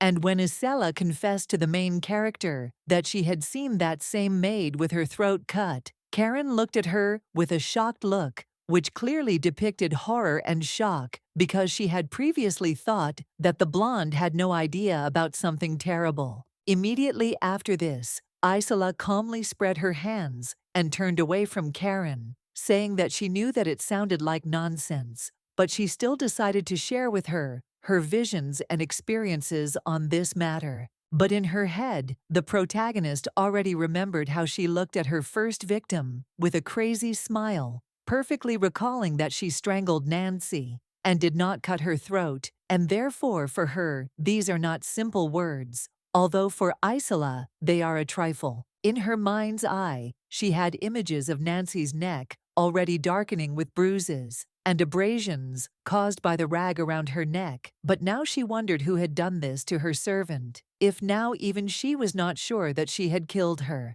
That's why she fell to the floor with her eyes painted on and began to frantically think about who could have done this to the servants, if, as it turned out, she wasn't the only one who would try to become a murderer with harsh methods of reprisal. After some time had passed, after the blonde and the main character had been studying music, Isola was alone in a bright room where she was walking back and forth, clearly thinking about something too hard and excitedly. The thing is that Isola was biting her nails from stress and could not understand where the maid had gone, whom she had previously hit on the cheek, because now her disappearance did not seem simple and uninteresting to her, because there was clearly something strange and suspicious about it. Looking at her bed, which was clean and tidy again, although just a night ago she had seen it in the most terrible state, bloody, and with her head on the blanket, the blonde realized that she would not calm down until she saw Nancy with her own eyes. The lady looked at her, bed touched its headboard, and still thought about Nancy as her main problem, because of which she could get into trouble. But the main thing for her now is where she could go, if even Karen does not give her clear answers. Remembering the girl's smile, and the moment when she turned to her to tell her about the necklace that she had not seen, Isola realized that after that day, no one had met her. It was as if she had disappeared without a trace. After that, the blonde, upset by the whole situation, angrily looked out the window and began to examine the view of nature, making sure that everything was becoming as strange as possible from the day she arrived at this strange palace. And outside the window, the girl saw the top of a strange tree without leaves, which seemed to her even stranger and mysterious against the background of white clouds that completely covered the sky, like in the scariest horror movies. However, when she heard a sudden creak behind her, so loud that she herself was frightened, the blonde decided to immediately turn around and look at the source of the sound, hoping not to see something terrible again. But all her worries were in vain, because the noise was made by the burning fireplace, the wood in which was slowly burning, turning into ashes, because of which the frightened blonde only understood that fear was haunting her more and more often, as was paranoia. She sighed with relief and closed her eyes, trying to bring her breathing back to normal, and realizing that now, because of the terrible events, she would see something paranormal in every, even the most ordinary thing or phenomenon. However, as soon as she was distracted and calmed down, for even 1 second, she immediately heard another door creak behind her, as if someone was breaking into her room, which made the lady shudder and become frightened with a stunned face. It was the listener who looked at the lady with the letter in her hand and told her that she had received a telegram from someone which was good news for Isela, because it turned out that the sender of the letter was an important person to her, because on the envelope itself there was a beautiful inscription, like the signature of the sender, which only proved that the letter was sent to her by Raymond Certes himself, who is Isela's favorite fiancé, so much so that the lady already considers him her future husband. As soon as the maid told the mistress such joyful news for her, she instantly forgot about all the fears and paranoia she had had earlier, because she turned to the maid with sincere joy, even jumping up and down and blushing, intending to quickly find out what Raymond had written to her. So she simply extended her hand to the servant, and with an angry look, silently ordered her to immediately give her the letter, remembering that she was not just a lady, but a high-ranking mistress who alone treated everyone strictly and in an aristocratic manner, as Isela herself believed. A couple of days after Isel received her favorite letter from Raymond, the main character was spending time quietly in her palace. The heroines decided to go to a beautiful place, namely a city with markets and fairs, which is why one of them admired, saying that it is really beautiful here. The blonde, with green eyes, who goes by the name Donna, and who at 18 years old is the protagonist's laundress and personal maid, looked at the city with sparkling eyes and could not take her eyes off it, while the red-haired madam walked calmly behind her. And while Donna wanted to get acquainted with the city as soon as possible, Karen had her own goals, because under the guise of a walk, she wanted to attend the coming-of-age ceremony and thereby understand where to do Nancy. Also remembering that she tried many times to escape from the ceremony into the forest, but each time she died, meeting different faces of doors there. But now the main character already knew that everything would be different, because instead of Nancy, she took Donna with her, who at that time was looking at a stall with jewelry that was sold by a cute grandmother with gray hair. The lady also watched as a guy approached the saleswoman, blushing sweetly and pointing at one piece of jewelry, with his finger already throwing a coin to the grandmother, in order to buy a hairpin that Donna liked, which is why she looked at the guy with curiosity. And Karen looked at the young couple who first met, because the guy gave the lady jewelry and confessed to her that he liked her. But while they were talking, the Proteanite was sad, realizing that she liked Nancy more than Donna. And she was also bored because she had already seen this in previous lives. Covering her face with her hand, the red-haired lady looked at him calmly and thought that the only thing that made her happy was that now everything was not as boring and unambiguous as it had been before, thanks to which she was curious to live on. And when she was walking around the market with Donna and following her everywhere, thinking that something unusual was going to happen, on that very day, she noticed that her personal maid approached the butler and began to beg him to visit the circus, which is why he refused, because this was not the plan for their trip. Karen watched this picture, silently remembering that she herself had never been to the circus with Nancy, because they only went to a concert, and therefore it seems she is also interested in going to a new place like Donna. So she decided to support Donna's idea, who was practically glowing with happiness, telling the butler that they really wanted to go to the circus, which forced him to turn away and silently fulfill their requests. And when they both managed to persuade the butler to buy them tickets to the next circus performance, they decided to spend time in one store where they walked next to the salesman behind the counter, when Donna admitted to Karen that she didn't think her idea would work. The red-haired lady looked at the goods and asked her friend why she thought so, to which Donna replied, looking at the white feather in front of her, that she didn't think that they would go to the circus, for the reason that she was used to the fact that no one fulfilled the servants' requests. The girl also suddenly placed a hat on the red-haired main character's head, examining it to see if it suited her, and asking if she thought there were too many servants in the estates, which caused the surprised heroine to ask what she meant.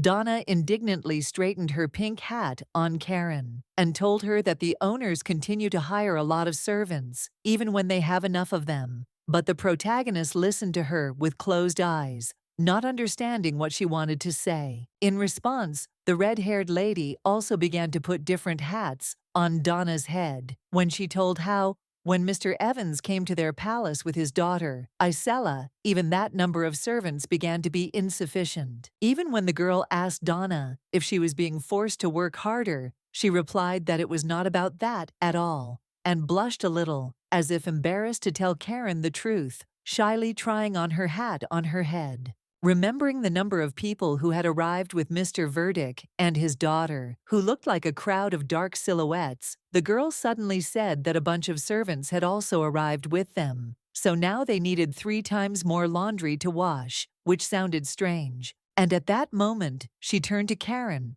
as if in a white guise, hinting that she could become white as a ghost due to so much work. But for Karen, it was still strange to hear from her a word regarding the servants. Donna began to grab the Lord in his arms and beg him to tell her when the guests would leave their mansion, as if that was all she was waiting for, to which the red-haired lady, looking to the side, replied that she wanted to believe that they would leave soon, but she couldn't promise anything. Also, when Karen remembered that, in fact, according to the plot, the Evans family will not leave them until the moment when they are all destroyed as enemies, she noticed that Donna next to her began to talk about how a certain Sarah recently complained about Isella, which interested Karen. Imagining a silver tray in her hands, Donna Sarah indignantly told her mistress that Isella disliked one servant only because she did not bring her a letter on a silver plate, and did not present it to her in such a beautiful form, but simply accepted it in her hands. In response, the red-haired lady only laughed, saying that her family, the Hares, was poor enough to allow their guests to bring their things on silver and gold trays. Karen's words made Donna think and say that she didn't mean at all that her family was very poor, but the red-haired lady didn't like that. She didn't laugh at her joke, so she leaned over with no fear and whispered to laugh. And after that, Donna began to laugh as loudly and feignedly as she could, while the protagonist silently looked at her from the side and covered her mouth in surprise, because the maid behaved this way for the reason that she forgot that Karen was a mistress and not her friend, and therefore her orders must be followed unquestioningly. She turned to her sweetly, and with a blush on her face from embarrassment, asked if she was joking, continuing to laugh and have a good time with the red-haired madam. They both laughed heartily, and it seemed like all the problems disappeared somewhere when Karen allowed herself to enjoy a walk, at least on this day, even if not with her loved one, but with the one who gives her smiles and a good mood in such a terrible fate with its nightmarish events. And even when she looked at the fair-haired Donna, who was looking at a variety of hats and other headwear in the store, she thought that nothing special would happen here, because Donna would turn out to be an ordinary maid, but everything turned out differently. Karen couldn't take her satisfied, smiling eyes off sweet Donna as he handed her other hats and told her which ones were better, thinking that perhaps Nancy's death had clearly changed something even for the better. She loved trying on all sorts of hats on Donna's head, which she did with a smile, making the pig-tailed lady blush and look at herself in the mirror with fascination, when the red-haired lady thought that she had even forgotten about the eternally perfect Raymond. That is why she looked with a charming smile at the maid, whom she liked much more than the same Raymond, who, unlike her, was able to bring something new and cheerful into her life, something that would later make her happy. But suddenly, all her thoughts and dreams were interrupted by Donna's words, which made her look at the fair-haired lady. And the whole point was that she took into her hands an unprepossessing, not very beautiful scarf, asking what assessment she would give to this thing. And while the red-haired lady looked at Drenna and sincerely did not understand why she liked such a beautiful scarf. Donna herself said that she really wanted to give it to a certain Madame Dear, but Karen asked in response if she knew her. When Donna happily told Karen that of course she knew her, because everyone knew Mom Dear, the protagonist was noticeably upset, silently thinking that she had no idea what Lady Dear, her friend, was talking about. As a result, the red-haired lady began to think, trying to remember who Donna was talking about. And at that time, the lady in the light dress herself asked the lady why she didn't remember her. Because Madame Dear had been her mentor 8 years ago. Realizing that she didn't remember any mentor, because it seemed like she was with her before she moved into Karen's body, Donna began to spin around, trying to dance, and telling the heroine that it was Dear who taught her etiquette and ballroom dancing.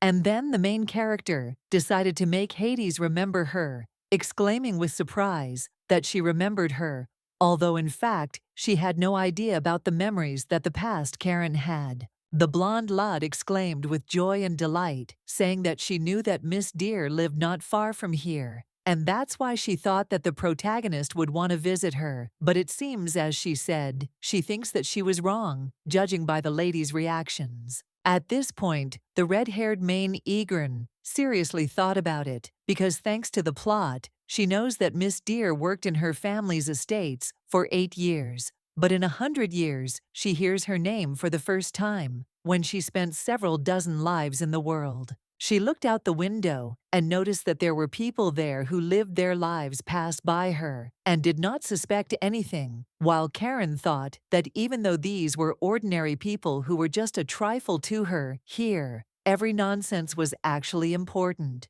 And she smiled sincerely, looking at them and understanding that this was not a minus for her, because even the smallest change in the world could save her from death and change the plot forever if she had never managed to do this before. The lady's thoughts were interrupted when the butler burst into the shop and shouted to the girls that the circus show was about to start, and therefore they needed to hurry immediately, which delighted Donna, who even jumped up and down with joy and was ready to see the show as soon as possible. And Donna hurried out of the store onto the street as quickly as possible, turning to the red-haired lady and telling her to run as quickly as possible. But Karen, unlike her friend, was much calmer because her thoughts made her behave more restrainedly. The thing is that she was looking at the sky with her violet eyes and thinking about the mysterious Madame Dear, who is even more mysterious and incomprehensible to the heroine than she is herself, and she wonders if she might not meet her. Her silhouette even appeared in her head like a shadow,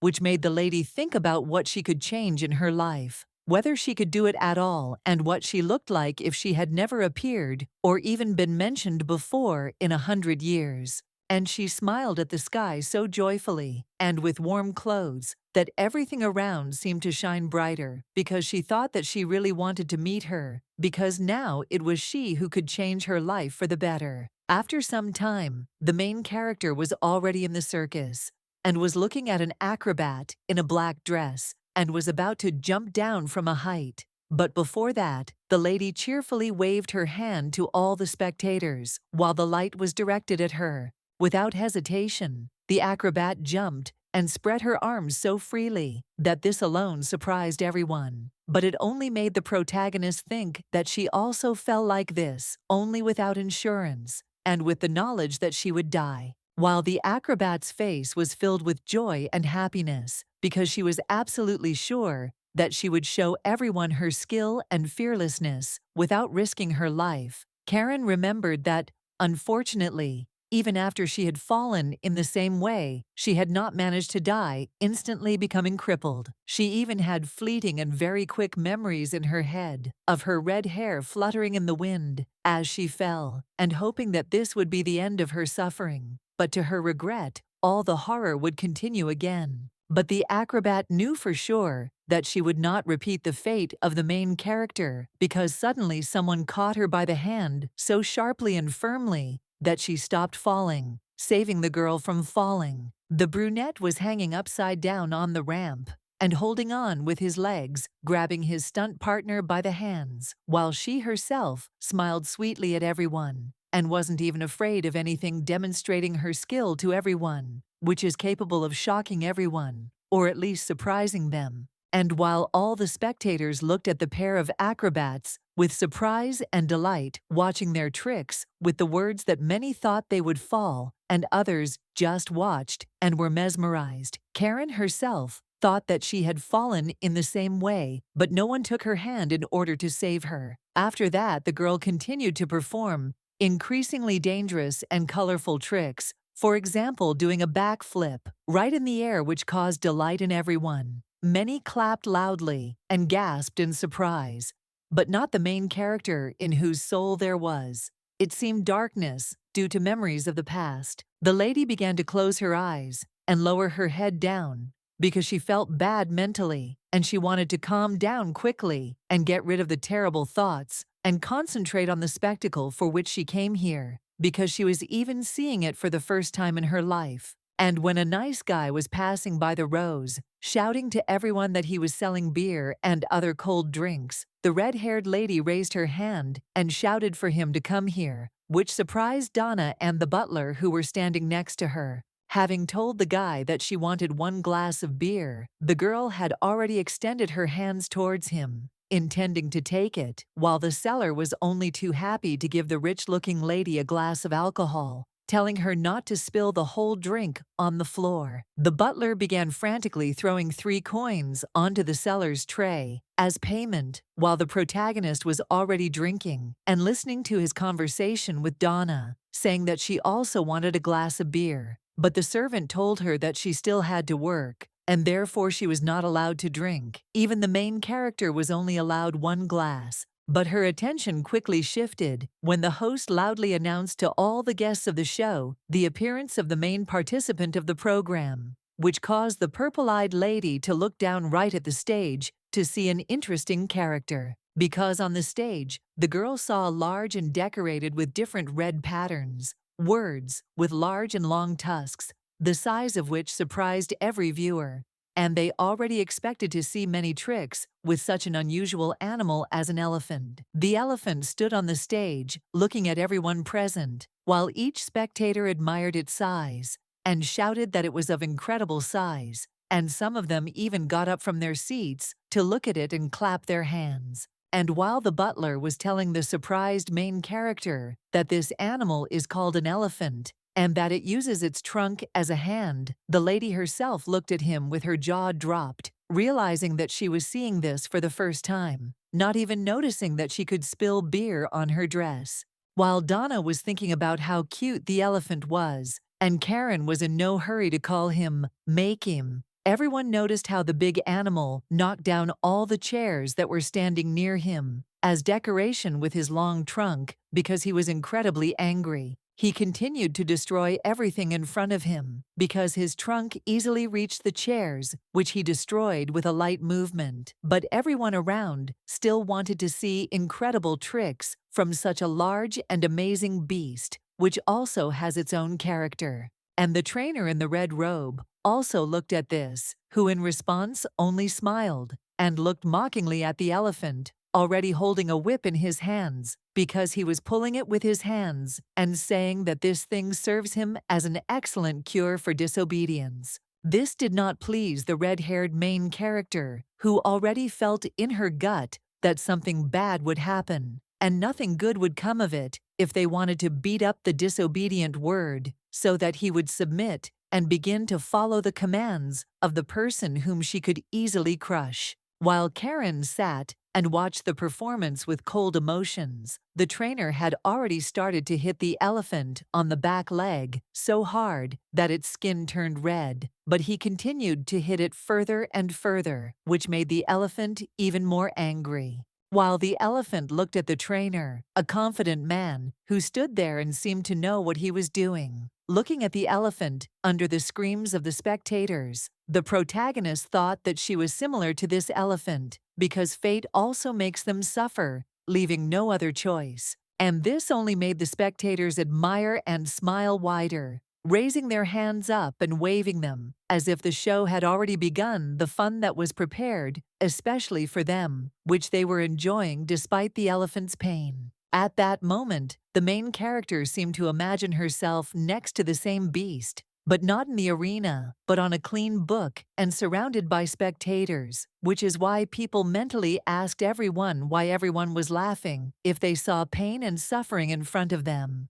And she decided to slowly tilt her shiny glass of beer down a little, causing the light to fall on it, which was exactly what she was trying to achieve, thinking that she wanted to do something that would make things more interesting for everyone. As soon as she did such an action unnoticed by everyone, the elephant immediately reacted to it because he jerked towards Karen and was already about to look at her with his burning golden eyes, which were full of anger and fury. He moved from his place without permission, which further angered the already indignant trainer, who now began to shout at the animal and prepare his whip for new beatings, shouting at him that he had done wrong again and was now going to be punished. The butler, Donna, and even the beer seller noticed that the red-haired lady had dropped her glass, which is why they came closer to her anxiously asking if she was okay. But the heroine remained mysteriously and warily silent,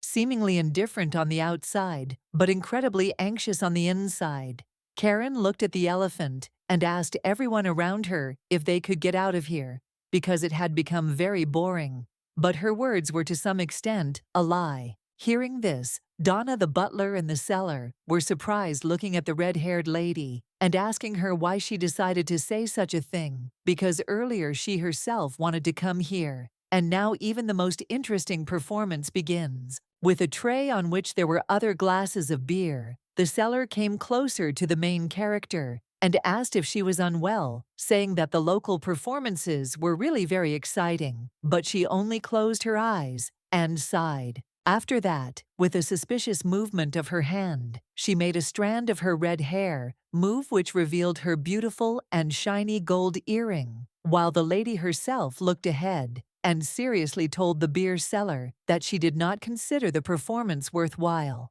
And as soon as she showed the whole world her earrings, which sparkled so brightly that anyone could notice them, the elephant moved again, as if noticing them, which is why the trainer began to hit him even harder on the leg for the slightest disobedience. The elephant with golden eyes turned to the main character and looked at her as if he was not a simple animal, because even Karen thought that he was smart enough if he first reacted to her shiny glass and then to her earrings. And the lady continued to look at him with her glowing violet eyes, showing the beast her ear decorations that shone from the slightest light, telling him with a smile that she wanted her expectations to come true. After some time, the elephant looked only at the main character and seemed to be watching only her among the crowd of spectators, which was reflected in his golden eyes, while Karen clearly wanted to achieve some chaos, namely that the animal would no longer obey anyone and wanted freedom.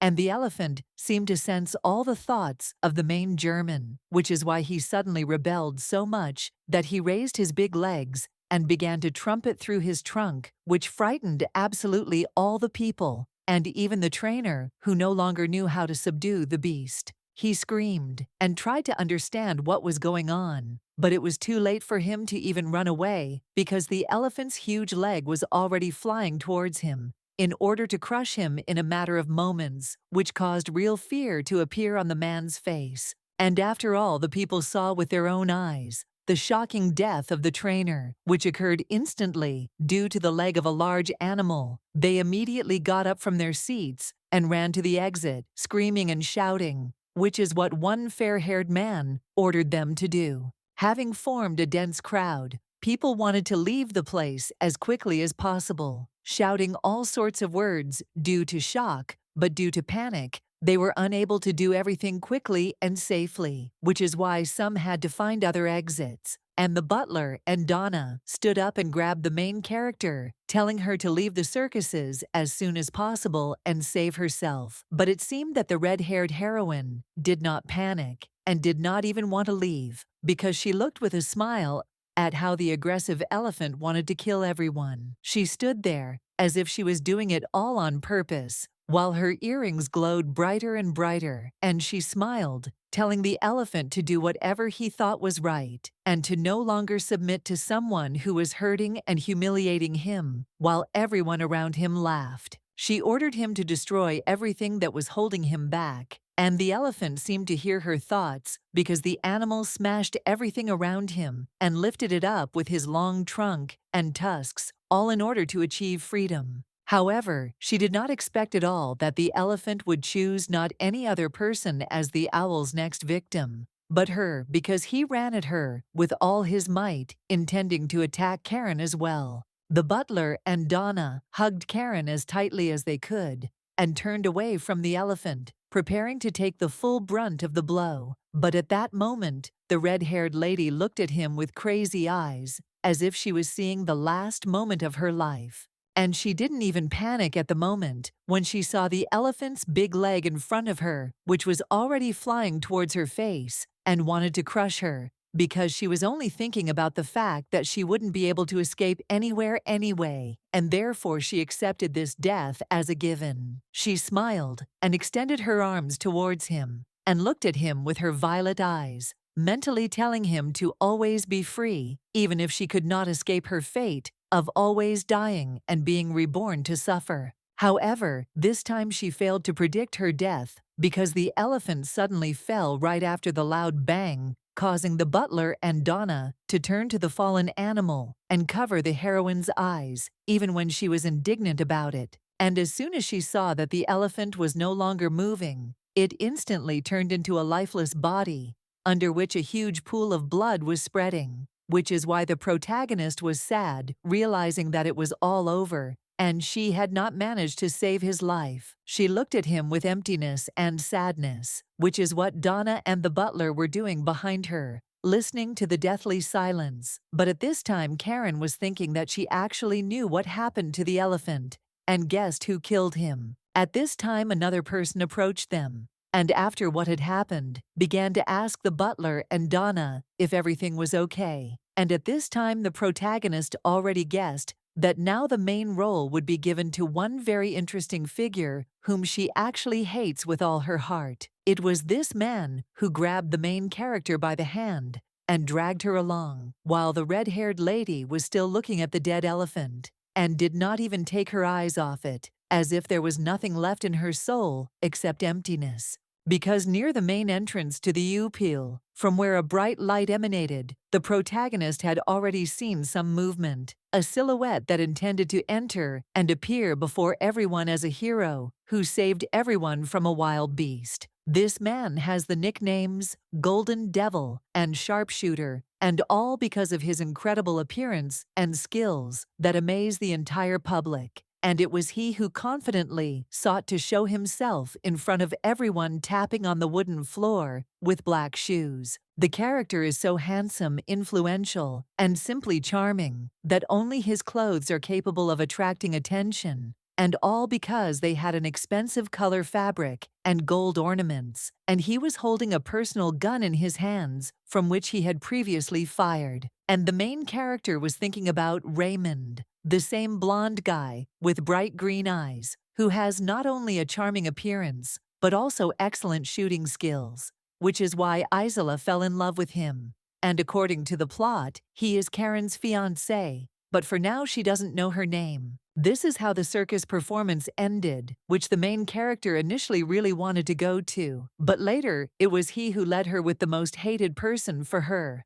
But when this happened, evening came, and it was time to return home. And along the empty road, on which there was not a single person, the main character walked with quick steps, thinking that this had been brewing since the very first page of the work. So she was not even surprised, and even less happy when she saw him. Remembering that very moment, when the blonde named Raymond looked at her with his burning eyes, the lady realized that from that very moment, everything would go down the drain and turn into a real hell, and she herself would die, because of which the world would come to its end, because of which she hated it. And at that moment, when he appeared before everyone as a fair-haired hero who could shoot an elephant on the first try and save everyone, and while other people were looking at him, including the butler. The red-haired lady decided to run away so as not to even talk to him. In her head, she remembered that moment when she had nice time with Donna, trying on hats on her head, and smiling, realizing that now she had to seize her last chance to fix everything,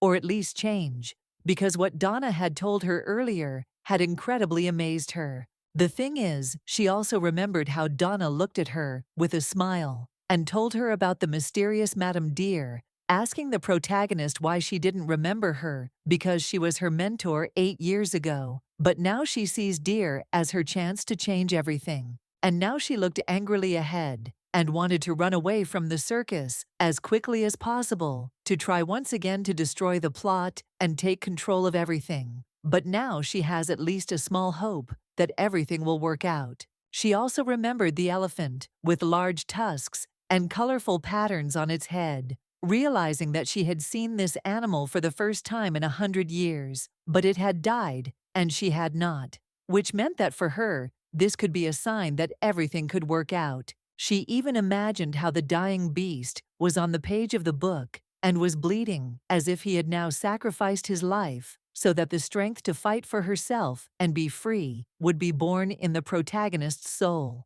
Thinking that she would find another way out of the situation, she decided to run to a mysterious and dark alley, at the end of which a dead end with a door was visible, where the lady looked exhaling and inhaling air again. Karen looked angrily at the alley and indignantly realized that she remembered this very place, and unfortunately, it clearly did not carry anything good in it, because now when the lady looked at it, she remembered the events of the past. She remembered how in one of her lives she had been attacked in that quiet and deserted alley by 2 men, one of whom had laughed at the girl and held her hands, and the other who had mocked her, already preparing to rob the rich lady. But now she raised her head up and sighed calmly, looking at the sun and thinking that she still had a little time. And besides, she had already met Raymond, and that was the worst thing that could happen. Now she could not be afraid of anything. And she decided to go along this very road, even though she knew about the robbers, because at the end of this dark alley, she saw a modest and small house, which was what she needed, because the mysterious Madame Dear lives in it, and she can help her. However, she did not even have time to take one step forward towards this house, because right before her eyes, a large male hand appeared, and also a cheerful voice of a stranger was heard when he asked the lady where she was in such a hurry. The lady immediately looked at the hand with disgust and incredible anger because she suddenly realized that she did not even have time to take a step forward, hoping that she would have time because those who wanted to rob her already wanted to fulfill all their plans. In front of them were the same guys who had robbed her, before smiling and at first very friendly, and therefore circling around her, telling the lady that they saw that she was from a rich mix, and therefore wanted to ask her for something. But Karnan was in no hurry to respond to them, with mutual politeness. Even when one of them touched the angry girl's face with his finger, she remained silent, while anger was already accumulating in her soul, and the guys cheerfully asked her how old she was, and whether she had a husband, without even telling their names, or modestly introducing themselves first. With a sharp movement of her hand, the red-haired lady silently forced the dark-haired guy's hand, which they both instantly resented, and the protagonist irritably realized that she had fallen into the same trap for the second time. And when she once again thought about why everything was happening this way, whether it was a result of her going to the circus, and whether there would be real changes, one man touched her again and even took her by the cheek, slyly asking the girl what she was thinking about. He looked at Dao with a smile and confessed to her that the longer he looked at her, the more he wanted to do something terrible to her. But upon hearing this, his friend became indignant and hastened to remind his friend that the daughter of a lord was in front of them, and they could get into trouble. He also shouted to his friend that in front of them was not just a lady with unusual red hair and purple eyes, and not even a simple daughter of a lord, who was the heir of the Hare family, but also a lady blessed by God. Because of the guy's words, the lady remembered herself as a child, when her mother held her, and when she was still a small baby, with short hair and cute eyes. And even then she was called the luckiest woman in the world. But now, remembering all her lives, the protagonist just laughs, imagining herself completely alone, faceless, and so empty that there was not even a hint of sadness, despair, or anger on her face. The lady realized that she had become so lucky that now she could not even lose her life of her own free will. She was pulled out of her thoughts by a sharp push from the man, because he grabbed her by the arms and hung over her, smiling and saying that he would let her go because she was the daughter of a lord, but for a certain price, which made the red-haired lady become even more indignant. Having ordered his friend to find the lady, the brunette continued to hold the main character's hands, even when she screamed at them to let her go. But at that time, the fair-haired stranger was already touching her dress in order to find her wallet. And Karen realized that she shouldn't have gone down that path when she heard and felt how the stranger's hands tore the fabric of her dress without hesitation, thanks to which he would be able to find the bag, expecting to receive a large amount of money from it. Having discovered the main character's wallet, the fair-haired guy began to examine it closely and even turn it over, becoming increasingly surprised that it was empty when the protagonist fought with what was holding her hands. Namely, she grabbed him by the hair and threatened to kill him. And only after the brunette's partner was completely convinced that he had found nothing in the wallet, he showed the find to his friend and told him that there was nothing in the wallet, which made the guy instantly indignant and angry, asking how this was possible. Realizing that they would get nothing from the beautiful-looking lady, the brunette let her go, which is why she moved away from them a few steps. And at this time the partners began to get angry at each other, because earlier one of them himself said that the red-haired lady was the daughter of a lord. As a result, the brunette decided to approach the lady and tear the precious pearl hoop from the top of her head, intending to at least get some benefit from it,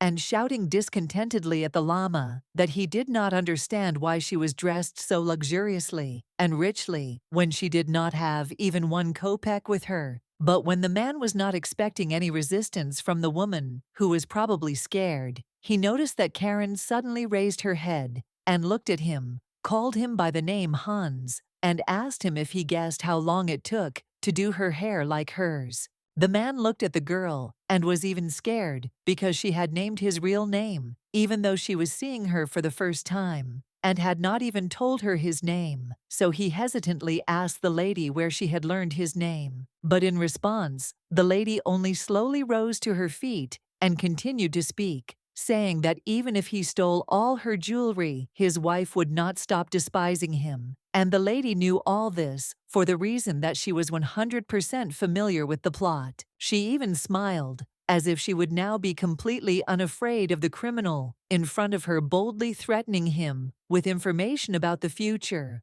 or rather telling him that even if he beats her, he will be shot because she is no longer afraid of her life. Hearing this, the brunette immediately extended the hoop in his hand to his partner and ordered him to shut up, even when the red-haired partner warned him, saying that perhaps the lady in front of them was insane. But this did not stop him. And when the brunette ordered his friend to shut the main character's mouth, the fair-haired man hastened to hit the lady on the cheek with all his strength, as if only this would make the red-haired lady shut up. But at first she was surprised, but did not give in to panic. In response, she smiled once again at her offenders, calling the offender Thomas and confessing to him with blood around her lips that if he died, his daughter would shamefully go to her mansion to work there as a dishwasher. But as soon as she told him with a smile that his daughter would soon die of a terrible disease, his face instantly turned blue, and shock and even greater fear appeared on his face,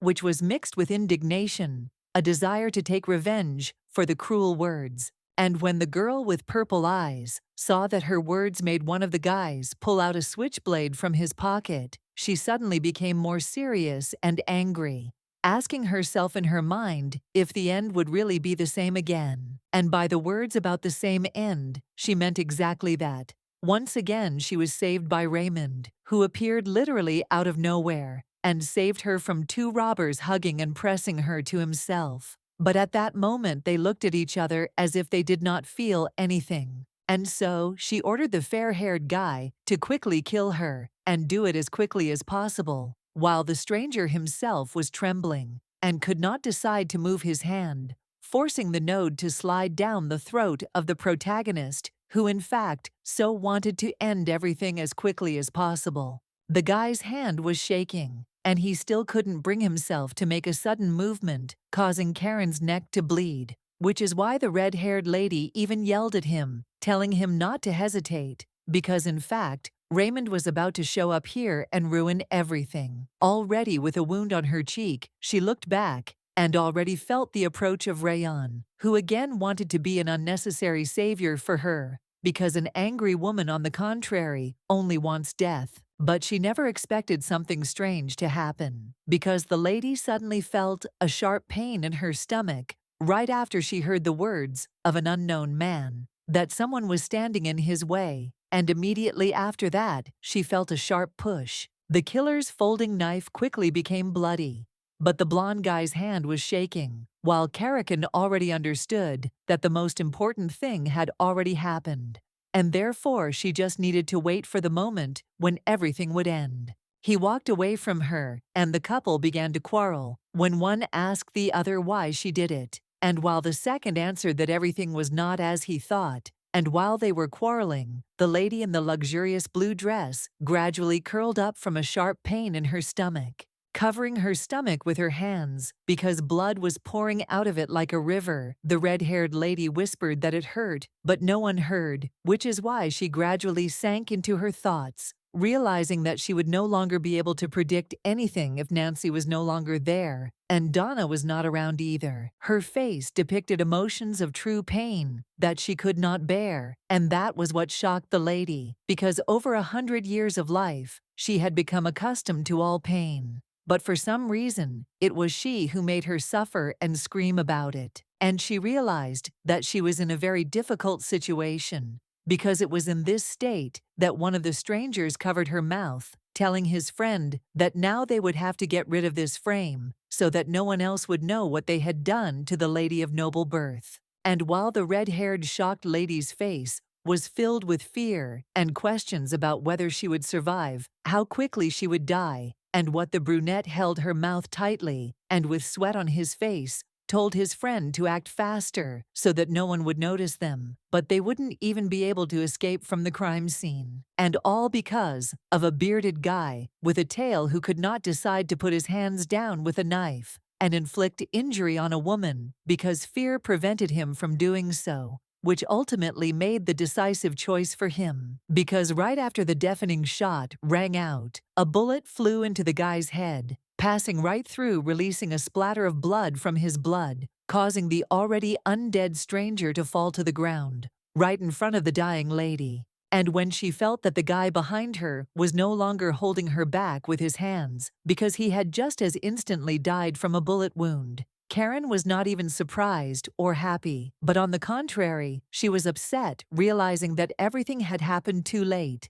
and she would not be able to escape from the man she hated. And all because the man with a confident gait, in black shoes and dark trousers, was hurrying towards the lady, like a hero intending to quickly take her in his arms, like in the most romantic films. But the problem is that the heroine least expected his appearance. The girl smiled unnoticed by everyone from the terrible situation, realizing that it was wrong to say such a thing to her rescuer. But even if she had decided, she would have confessed to him that she was not happy about their meeting with all her heart. Because in front of her for the umpteenth time, a blond man with green eyes appeared, who looked at her sweetly and asked how she was feeling, already falling in love with her at first sight, which the lady learned thanks to the plot she had learned by heart. She realized that everything was happening exactly the same as 100 years ago, so she didn't even look at the handsome man in front of her and didn't hide her disgust for him, which was visible on her face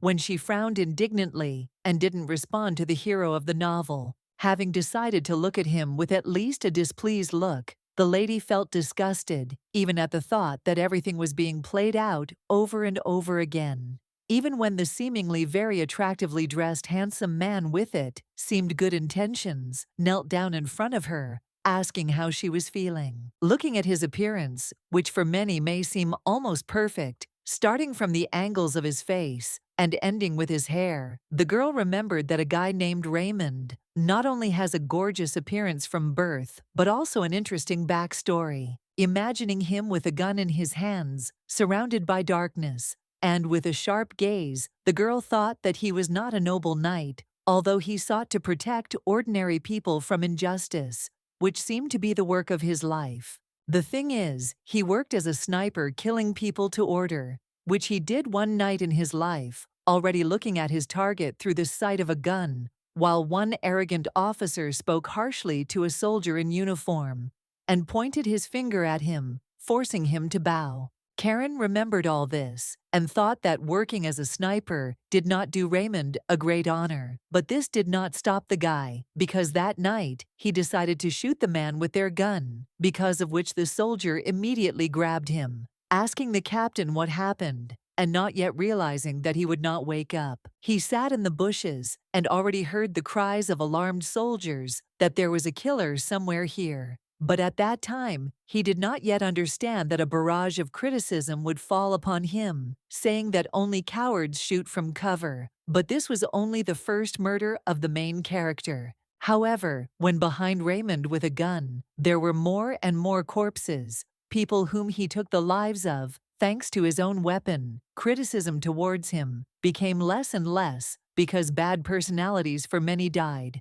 which was to some extent fair. Then when he realized that there was only emptiness around him, Raymond realized that he had already killed 300 people with his own hands, which made him wonder whether he was now standing on the bones of the dead, and whether he was holding on to the top thanks to them, or whether he was worthy of carrying out justice with such radical methods. Although there was emptiness and thoughtfulness in his eyes, he himself missed the moment when he became a national hero for society, a respected person, among others, who is capable despite everything of bringing justice where it seems impossible. So when he looked at the shiny golden larger caliber cartridge in his hands with his green eyes, he knew that he now had the nickname Golden Devil, gradually becoming more and more famous with this nickname. He was in a camp of some raffled tents that his team had pitched in a dark forest, and he was sitting near a fire when a man approached him, and the guy himself was thinking about the rumors that had already started about him, that he had sold his soul to the devil for excellent accuracy, which helps him always hit the target. Raymond himself also did not notice how everyone began to treat him, not with contempt, but with respect, because even the soldiers passing by looked at him with blushes on their faces, smiles and embarrassment. And even the gray-haired man, who was always next to Raymond, because he was his subordinate, sometimes smiled, watching the reaction of unfamiliar guys who did not even know Raymond by sight but already respected him. After that, he handed his master a plate of dried meat, telling him that although it was simple food, he might like it. But the blonde simply took the dish with the plate in his hand, thanking his partner for his concern. A guy with golden hair which only played beautifully in the light of the fire slowly developed in the wind and swayed while he himself slowly chewed dried meat, doing it in complete silence, which did not at all indicate that he was cruel. But suddenly, the blonde looked at Zenon and told him that tomorrow, by 2 o'clock in the afternoon, he had to be at the destination. This made the man take the gun in his hands and think about why he said this, because Raymond always goes on missions alone. The blonde never answered his gray-haired friend, but simply offered his colleague to take the wounded soldier, while Zeno himself thought about how his master always took care of his servants and comrades, not considering them those who should serve him unquestioningly. And now, when it was already dark outside, and the stars were visible in the sky, the blond man carried the wounded Karen in his arms, who was thinking and wondering why he was the one who was destined to meet her. He was always followed by his faithful servant, named Zeno, who this time found himself next to the carriage, when the hero with the red-haired lady in his arms ordered him to carry water and bandages to dress the wounds, which Zeno hastened to do first. And the blonde calmly sat down with the main character in his own carriage,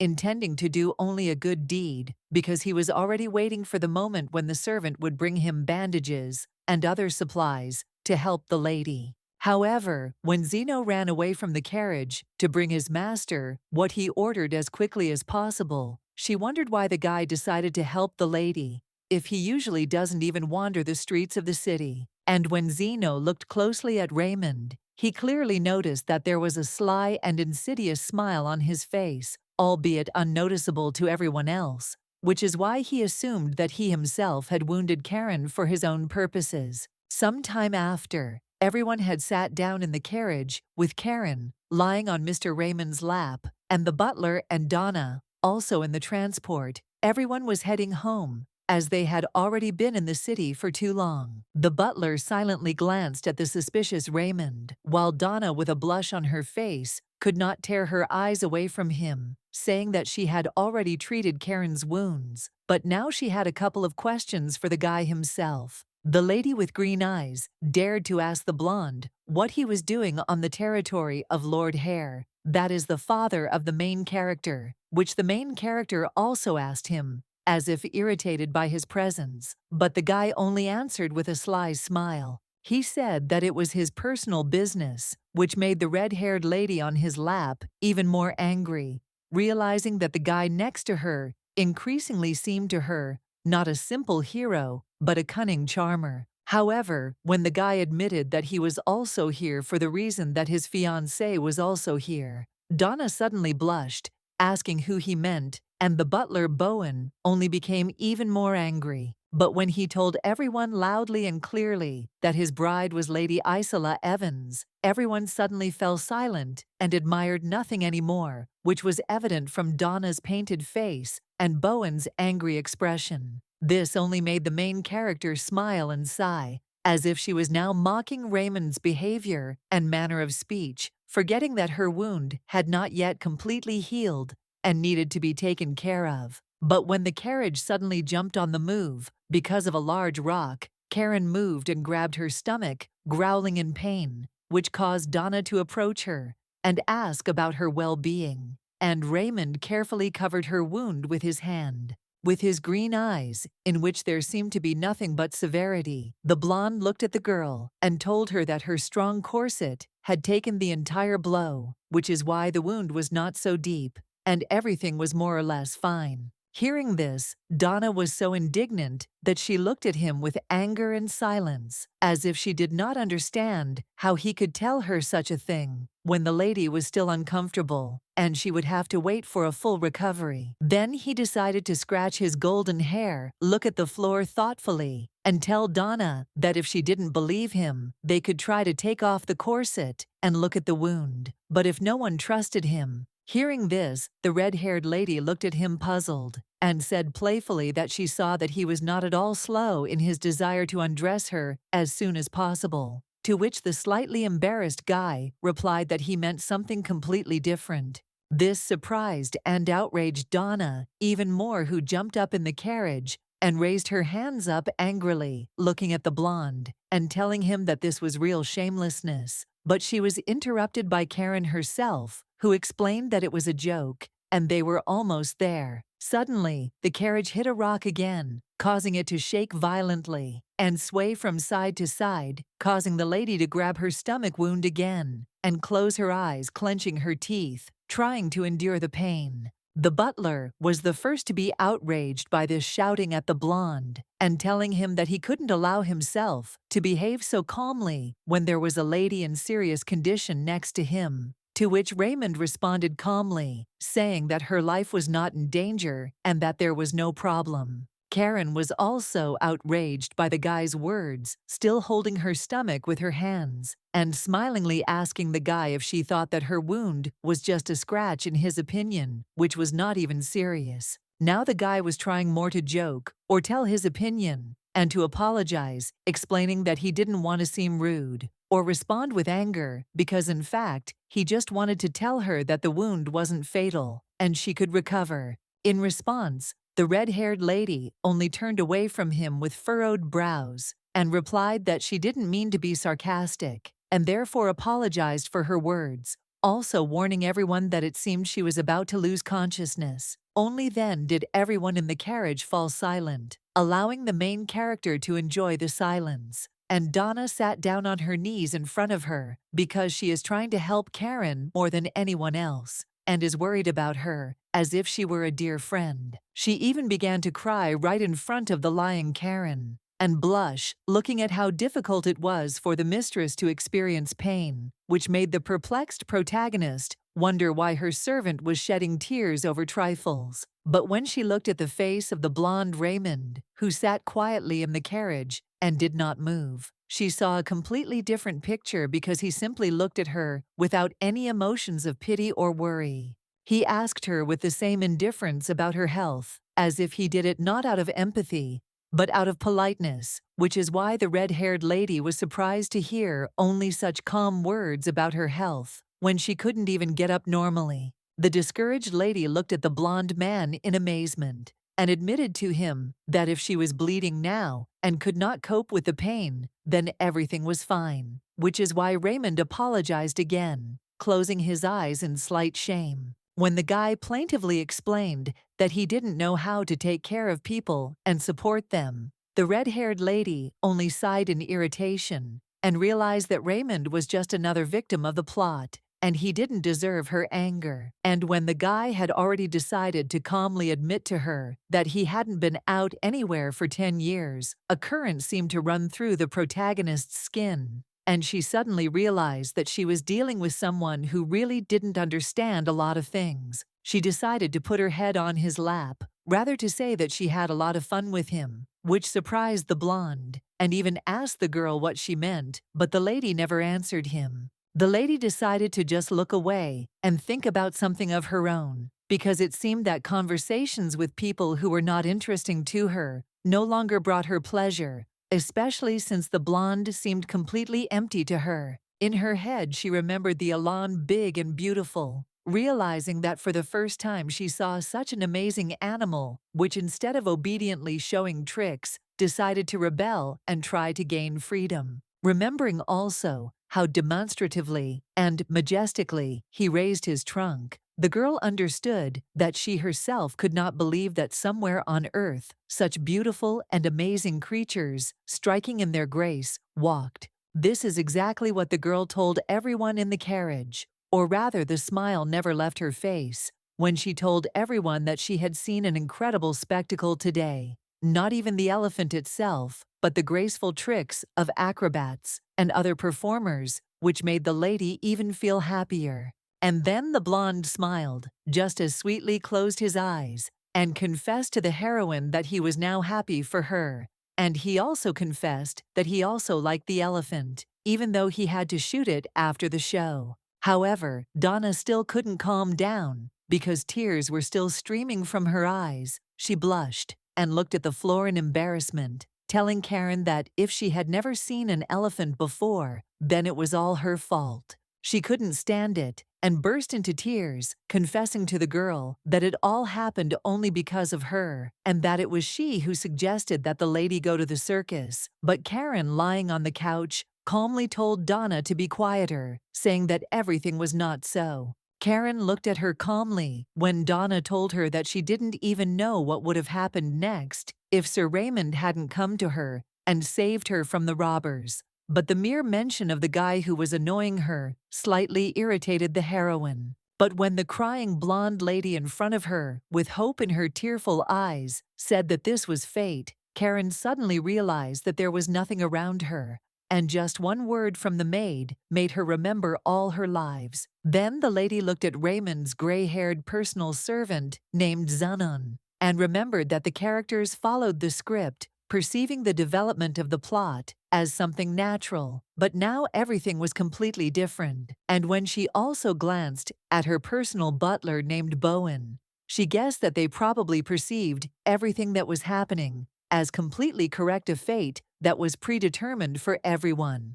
But the protagonist did not agree with this. The sad girl lowered her head and in the darkness suddenly realized that only one word, or rather fate, made her doubt that she had all the best in herself. Therefore, looking down, she realized that she wanted to take revenge, even for her pain. Karen realized that she would no longer tolerate the abuse from an unfair fate, and with a sharp movement, she forced her hand in a black glove to jump away from Donna's palms when she held them as if supporting them. Addressing her by name, the protagonist grabbed the girl's head with her hand, thus forcing her to come closer to her, as if to ask a sharp question. Coming as close to her as she could, the red-haired lady smiled, looking at Donna and asking her if she thought that fate was being rather cruel to her. In that case, because today she had almost died twice, and that alone had scared Donna incredibly. She even raised her violet eyes to Sir Raymond, who had been watching the lady's actions all this time,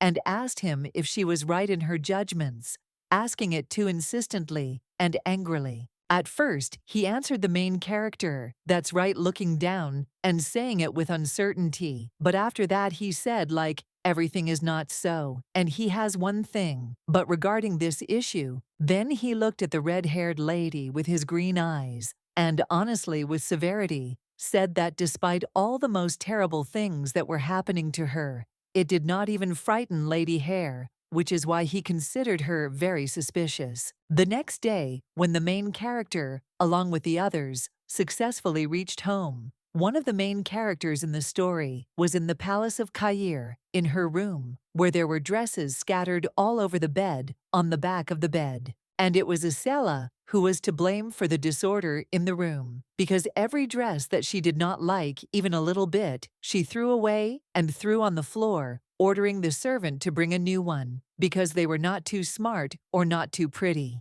The maid was still next to her, and showed her a variety of dresses, asking the heroine if she liked it, which made Isola even more indignant, saying that it was incredibly simple, and therefore did not suit her. She indignantly told the servant that simple people like her had absolutely no taste in clothes, which caused the servant to sadly lower his head and apologize to the mistress, feeling indignation inside himself. But suddenly, Isola's choice of dresses was interrupted by her father, who decided to demonstratively knock on the door and look at his daughter, telling her not to be so arrogant and to choose what was offered. However, as soon as Dad appeared, Isela immediately decided to pounce on him with hugs and tears, which is why he asked what was wrong, to which the girl answered him with sadness, saying that her beloved Sir Raymond saved Karen the other day. The blonde did not understand his daughter's worries, and therefore looked at her with contempt, saying that on the contrary, it was good, because he as a person, known to everyone, taught the knights an example of how to act in special situations. But this did not calm Isola down one bit, who still hugged the couple, and told him that it seemed that Raymond had fallen in love with Karen more than with her, because she was already sure that Mrs. Hare was several times more beautiful than her. The lady dared to turn to one of the servants with an indignant expression on her face, and confessed to her father that she was already sure that everyone in this house was waiting for this to happen. But the servant frowned, not giving any sign that she was eavesdropping on their conversation. Hearing this, Isela's dad decided to laugh, saying that if you think about it according to her logic, then Sir Raymond can fall in love with any girl he meets and arrange a harem for himself. But Isela was only more indignant at her dad's words. Then he decided to address his daughter more seriously, which is why he put his hand on her shoulder and addressed her by name, saying that for aristocrats like them, marriage is a tool for ruling and not a sign of legitimate love, as in fairy tales about happy love. And Isela fell silent when her father began to tell her that love did not play any role for them here, and therefore she should not dwell on it so much, because her feelings would most likely remain something special in her soul. Looking up, Sir Verdict sighed, as if with mockery, and a smile, asking his daughter why her fiancé would cancel the wedding in favor of a less noble family, meaning them, because their family is not so influential, although rich and aristocratic. The blue-eyed lady looked at him with sadness and devastation, in her soul silent, when Dad tried to convince her that such a scenario was very difficult to imagine, because Raymond was not the kind of person who would choose her when he could marry a more influential and aristocratic lady like a hero of the people. And she got angry at her own father, looking at him with malice, because when she tries to tell him about her feelings, but he begins to explain to her all the subtleties of the aristocracy, and that those around her seem to want only benefits like him, although no one is sure of that. Isola's father seemed to have read her thoughts, because he suddenly made her raise her chin, because he grabbed her face with his hand, which surprised and frightened the always dissatisfied and arrogant girl, who already felt that her father wanted to tell her something. He leaned towards her as close as possible and spoke sternly, saying that since her arrival here, she had been behaving too naively and nervously, which frightened the lady more than anything else. But she still looked at him with painted eyes. Verdict even looked at the servants and asked his daughter demonstratively whether she was being treated badly here, if she had become nervous lately, and his look only made the maid more upset, as if all of Isola's worries were only her fault, but everything was far from simple. Then Isola decided not to remain silent, but to start by grabbing her dad's wrist, with such a trembling in her hands that anyone could easily understand that she was very worried and anxious about something. But this only meant that she didn't want to confess something terrible to her dad. She closed her eyes at the moment when her father had already lowered her hand, and the blonde, with fear and some shame, told her father that she had recently had a nightmare that she remembered for the rest of her life, because even now it sent chills and goosebumps through her body. Namely, she decided to tell Dad about that very vision, very realistic and scary, confessing that she saw in her room the corpse of Nancy, the same maid who serves Mrs. Karen Hare. Hearing this, Isola's father for some reason did not fall into horror, and most importantly, was not even surprised, but was slightly puzzled, looking at her and asking her if that same maid really existed in reality, which did not calm her down, but only alarmed the blonde even more. Being calm, he decided to calm his daughter down too. So Verdict put his hand on his daughter's shoulder and made her sit on the blue sofa, asking her why she didn't call that same maid, to be finally sure that she was alive or not. But Isola did not even raise her head to him.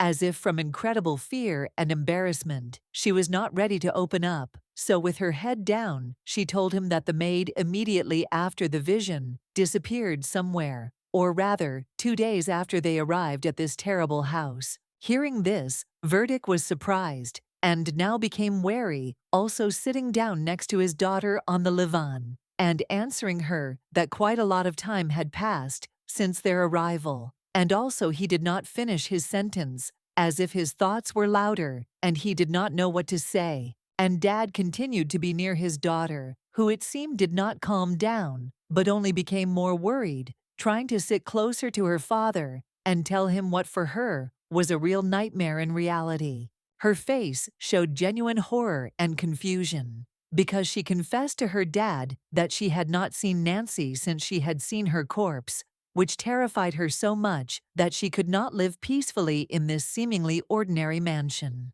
And while Isola was worried even more and confessed her fears to her dad, the main character was in a bright room, into which the morning light penetrated, which decorated a variety of snacks with dishes and cookies with muffins. And the red-haired lady stood in the middle of the room doing nothing, while the head maid with a neat hairdo put a corset on her waist and told her that it was not worth changing maids as often as gloves, to which Karen agreed. Sighing, the lady with the monocle looked at the protagonist's back and told her that despite all this, she should seriously think about who would become her personal maid after Nancy, if she was no longer there. And it was the head maid named Helen who told her this. Helen also told the protagonist that Donna was not yet ready to be near a noble lady as her personal maid. And the girl behind Helen was indeed unsure, looking at the floor. But Karen still asked, didn't Donna serve her well? The beautiful lady with ruby hair smiled and looked at everyone as if with a joke, and said that it was thanks to Donna that she managed to meet Sir Raymond, like this is now a real achievement. Hearing this, Helen continued to pull the corset tighter and turned away from Karen indignantly, saying that everything was completely wrong. But in response, the protagonist only said with a smile that today she would even have dinner with him. With a sneer, the red-haired lady admitted that Donna had helped her meet her fate, which caused Helen to immediately look at Donna indignantly and ask if that was true, while the fair-haired maid herself fell to her knees and said that it was not so. Only after that, as if she had played enough with everyone, Karen smiled, closing her eyes and thinking about the fact that now even the servants knew about this. And although she was engaged to Dulan, there was nothing between them from the very beginning. Remembering the ever-disgruntled face of the black-haired Dulan in his official clothes, the lady recalled that according to the plot, when his father died, he would receive a large inheritance, and it was for this reason that the lady had married him. And remembering also the blonde man with green eyes, who seemed to even glow with his kindness and mercy, the girl realized that this is how everyone sees him, because they hope that Madame will find herself a better groom in the role of Raymond. And also, in her mind, flashed the memory of how in the carriage, Raymond looked at the girl and told her that it didn't seem like all the misadventures didn't surprise her at all. Karen thought that there was nothing surprising in the fact that she could look at Raymond as a groom, but everything was completely different from the plot. But in an impulse to remember everything that happened in the past, the red-haired lady was surprised at first not to notice how Donna, feeling guilty for allowing the lady to meet with Raymond, knelt down in front of the heroine and began to ask for forgiveness, which made Helen grab her head in anger. The ruby-haired lady smiled as sweetly as ever, telling Donna that it was all her fault, and also telling Helen that she would not be blamed for anything an ordinary maid who was only doing her job. But in response, Helen only raised her eyebrows and told Karen that there was no point in trying to cover for her because Donna would be punished as she deserved anyway for trying to introduce a lady to Raymond on purpose. The red-haired lady just looked at her coldly and angrily, as if she didn't even want to listen to her anymore, because she thought that Helen was treating her like a daughter, taking on the role of a strict mother, which she really didn't like. However, as soon as she remembered how she often sat at her desk and held papers and a pen in her hands, tiredly reading the text, she realized that she was at least grateful that Helen was in charge of the entire household, and she didn't have to bother with it. But now, when she looks at the fair-haired lady with green eyes, a sweet appearance, and character, she realizes that she still wants to keep Donna close, even if Eden is categorically against it. That's why she now decided to put her hand on the strict Helen's forearm and confess to her that she wanted to change her maid and make Donna her personal servant because she had already become very attached to her. And also, the lady grabbing the head maid by the hand, the red-haired lay, asked Helen if she could keep her company in case Donna couldn't be with her, to which the woman replied that she was too busy for that. But in response, Karen only said that as she could see there was no one to take care of her. Deciding to arouse her pity, the red-haired lady looked at her with her purple sweet eyes and sadly said that she would be incredibly lonely without Donna, which is why she asks her to make Donna her personal maid.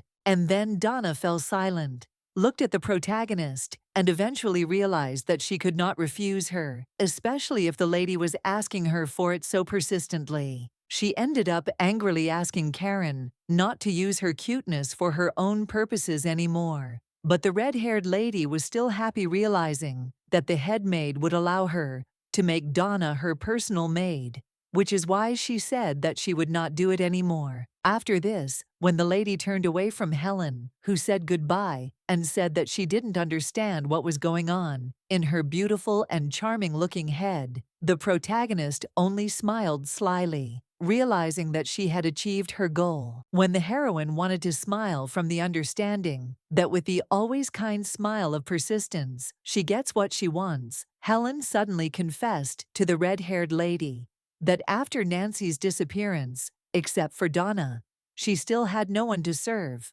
which is why the lady clarified what was wrong with Nancy. Helen was even more surprised when she asked the lady how she had not heard all the news first, because she thought that Nancy had told her all the most important things first. But now realizing that the maid had not done this, she calls her ill-mannered. And when a disgruntled Karen turned to her and asked her again what had happened to Nancy, Helen huffed, telling her briefly that Nancy was leaving because she couldn't stand it anymore. Also, grabbing the red-haired main character by the shoulders, Helen admitted that according to Nancy, she not only can't be here anymore, because here she sees people in whom you can't be 100% sure. This made the protagonist clench her fist, thinking that it simply couldn't be possible that Nancy had simply left the mansion. And that's why she didn't believe a single word the head maid said. With her glowing purple eyes, she looked at the floor and thought that she had definitely killed her, and she was even as sure of it as possible, which is why she was now asking herself if the plot had really gotten so twisted that even she herself didn't understand anything. Her face showed anxiety mixed with anger and hatred. Irritation that everything was not going according to plan, because the lady was also trying to understand if there were hidden actions of an unknown person who might have gotten rid of her corpse in secret from everyone. After some time, Natal had that same joint dinner of the families in one of the rooms, thanks to which Raymond Karen Doolin, with Verdict and Isella, were sitting at a long table and having dinner, and also at the table was an unknown aristocrat. He looked at Raymond with his sly smile and monocle on his face, and thanked him for the help he had provided, thanks to which Karen had not died, and had even remained safe after being attacked by two unknown robbers. In response, the blonde just closed his eyes, continued cutting food with a knife, and holding a fork in his other hand, telling everyone that he should have come to the rescue earlier, because in that case, Karen would definitely not have suffered.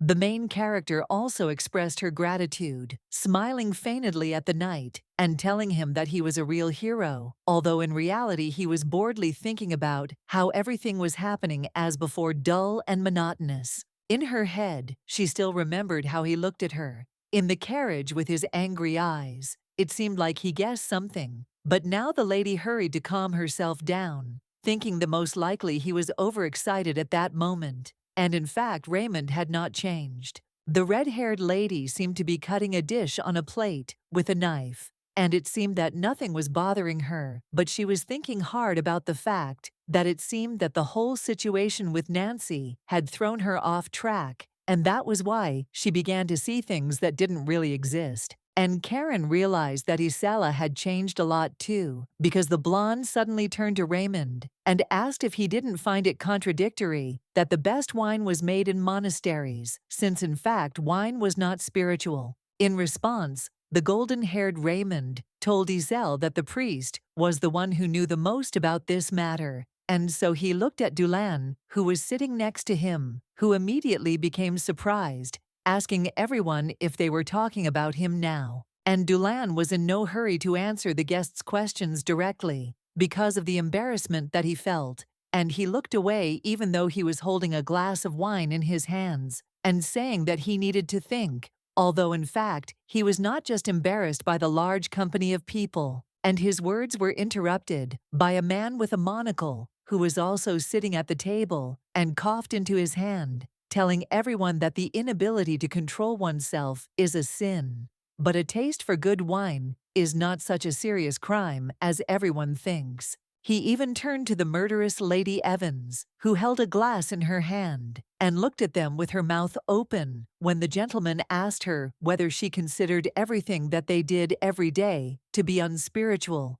if she also called wine sinful. Everyone looked attentively at the beautiful dishes on the table, the perfectly roasted steaks with magnificent sauces, the glasses of red wine, when the gentleman asked everyone why they did not consider it a sin to eat so richly, and whether it was necessary to distinguish between these concepts. He looked at Isella and asked her with complete seriousness, as if she had said in her own words that there was too much food on the table, And he also asked her where one could find the line between wealth and poverty in the world. And her father began to smile slyly when the blonde decided to lean back in her chair with a glass of wine, and with her chin raised high, answer everyone that, in her opinion, the measure that can be relied upon is the way of life of ordinary people. She also looked at everyone, and with complete confidence, said that thanks to her studies of the particular network of the place where she now resides,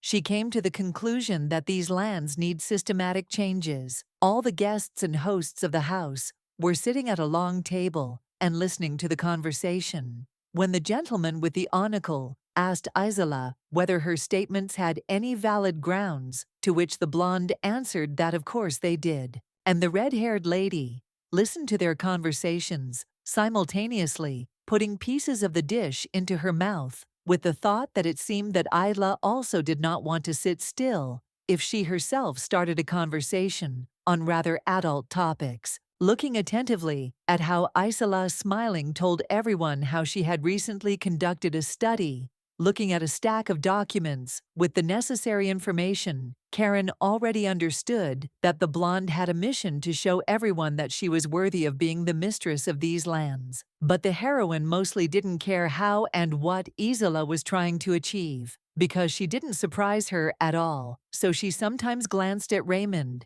and wondered with a glass in her hand whether the blonde would like her activities. She was looking at him at the moment when Raymond was calmly eating pieces of food on a fork with his eyes closed and simply listening to Isola's words. But Karen understands perfectly well that such an honest person like him loves dignity, and not to come in with money, which is what the blonde is aiming for. She also looked at Isela's father, who, sipping red wine from a transparent glass, glanced at his daughter when the protagonist remembered that, unlike everyone else, Verdict had neither honor nor the dignity that every self-respecting aristocrat usually has. After listening to Isola's monologue about how she was aiming to develop these lands under her control, the gentleman with the monocle clapped his hands and told Verdict that his daughter would definitely make them all nervous, to which the blonde's father responded with a smile, perceiving the aristocrat's words as a joke. Hearing that her dad began to shower her with compliments about how his youngest daughter was incredibly erudite and inquisitive, the blonde proudly raised her chin up, showing everyone that she was the most worthy person at the table. That's why the red-haired llama looked at her with incomprehension and rejection, as if with hostility, asking herself whether she was being praised too much, also holding a glass of wine near her face, as if everything was actually fine and she was just listening to everyone. But suddenly, she decided to put the glass of alcohol on the table, with a loud bang, looking at Isola with a smile, and confessing to her that she didn't know that she valued moderation so much, although in fact she was playing along and deliberately feigning politeness. In response, the blonde began to smile in exactly the same way and put her elbow on the table, looking at her interlocutor with exactly the same fake grin on her face, and telling her that culture should come from the very top, meaning herself. And then she even decided to tell everyone out loud that she didn't think that her dresses and jewelry were an excess, or rather, something that was unnecessary. And she looked at Raymond with a smile and asked his opinion on this matter, as if she wanted to hear his voice in the conversation. And Raymond, realizing that now everyone, and especially Madame Isola, would demand an honest answer from him, slowly raised his hand to wipe his mouth with a white handkerchief. But he was also already beginning to tell that his brother had taught him one important thing in his life. And when Raymond finished his sentence by saying that it was his brother who taught him never to interfere in women's affairs, Isola smiled even wider and sweeter, as if showing the blonde all her beauty, and she already wanted to tell him her opinion on this matter, but Raymond did not let her begin. The thing is that the blonde lowered his hand with the handkerchief and looked angrily at everyone, telling Isola with severity that when she becomes his wife, he of course will have to interfere in her seemingly feminine affairs. Then Isola fell silent, looking at Raymond no longer with such delight and admiration, but with apprehension, as if a chill ran down her spine. and she seemed to understand that Raymond was not just a knight with golden hair, but a strict person towards everything, even towards her. She never said anything against it, which is why Raymond simply began to drink wine from a glass, with incredible calm, when the blonde sometimes glanced at him, and was already afraid to express her achievements, or at least brag about them. And not only she fell silent, but also the gentleman with the monocle, and her father, who began to be awkwardly silent, and occasionally cough, trying to dilute the awkward silence with at least some sounds. Otherwise, the previously lively communication would turn into a simple, silent dinner. Also, the most embarrassed of all seemed to be the already shy groom of the main character named Dulan, who looked at his plate and was silent, pretending that he had not heard anything special, while the red-haired Karen sat next to him and did not seem surprised by anything. And it was she who decided to break the silence first, looking at Isela and putting her hand on her cleavage, with a smile telling everyone with cunning that she was still happy about everything, because she was sure that Isela had started talking about excess only because the table with dishes turned out to be wonderful. And Isela still couldn't say a word, because she was looking at them with a blush on her face from shame, while the protagonist managed to say that she was glad that she liked the dishes on the table so much that she decided to talk about something unnecessary. Some time later, waiters arrived in the hero's room with new dishes, and each of them hurried to serve the aristocrats their own plates, with what was probably an incredibly rich dinner. And as soon as the servants lifted the cloche, everyone saw on their own plates an exquisite salad, the main decoration of which was a small fried chicken, the size of a lemon cut in half, which is called ortolan, and is fattened for a month and then aged in expensive cognac. The first to react to such a dish was the blonde Isola, who even blushed from indignation, and began to look at the dish with unusual disgust, considering what she was served to be gluttony, as if she was now looking not at a dish, but at the most tasteless porridge. And Raymond hurried to look at her with a slight grin and suspicion, who on the contrary called the person refined and incredibly unusual, and also looked at the bride, precisely because he wanted to dispute her dissatisfaction. The lady with golden hair blushed even more, which is why she was even afraid to look at Raymond, who dared to ask her if her sin in the form of luxurious clothes and dresses in jewelry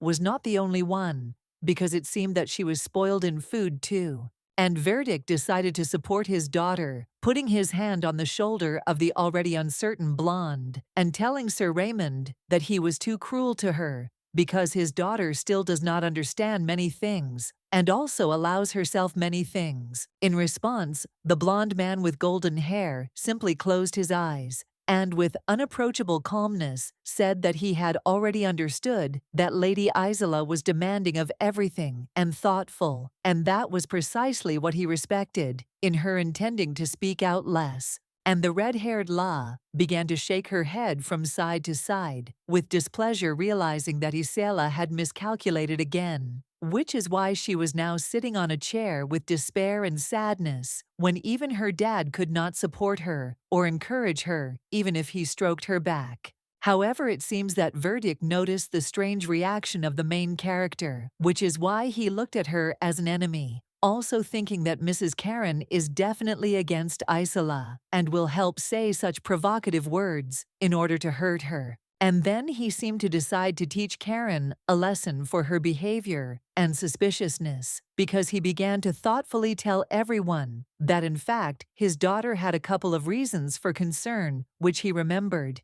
and others immediately paid attention to. The first to speak was the gentleman with a monocle, who was holding cutlery in his hands, and said that he was not surprised about this, because the daughter of a good businessman can have many reasons to be constantly busy. But Verdict said that he was not talking about this, and Isola herself stopped being so bold in her words, because now she sat quietly and was even afraid to say something, because she guessed what her dad wanted to tell everyone, because now Verdict admitted that one of the maids made a mistake. Verdict looked at everyone and quickly asked if they knew about the maid they were talking about now, as if he now wanted to talk about the strange events in the mansion, not in the position of the main character who was strange to everyone. The gentleman with the monocle told Verdlick that everyone in the mansion knew the maid in question, looking at everyone with his sly red eyes and holding a fork with an olive to his face. Isola was the first to be surprised by this, looking at the gentleman with a degree of indignation and anger, and asking him if this was true, because, as she had previously thought, no one even suspected about a certain maid who had disappeared in the most mysterious way.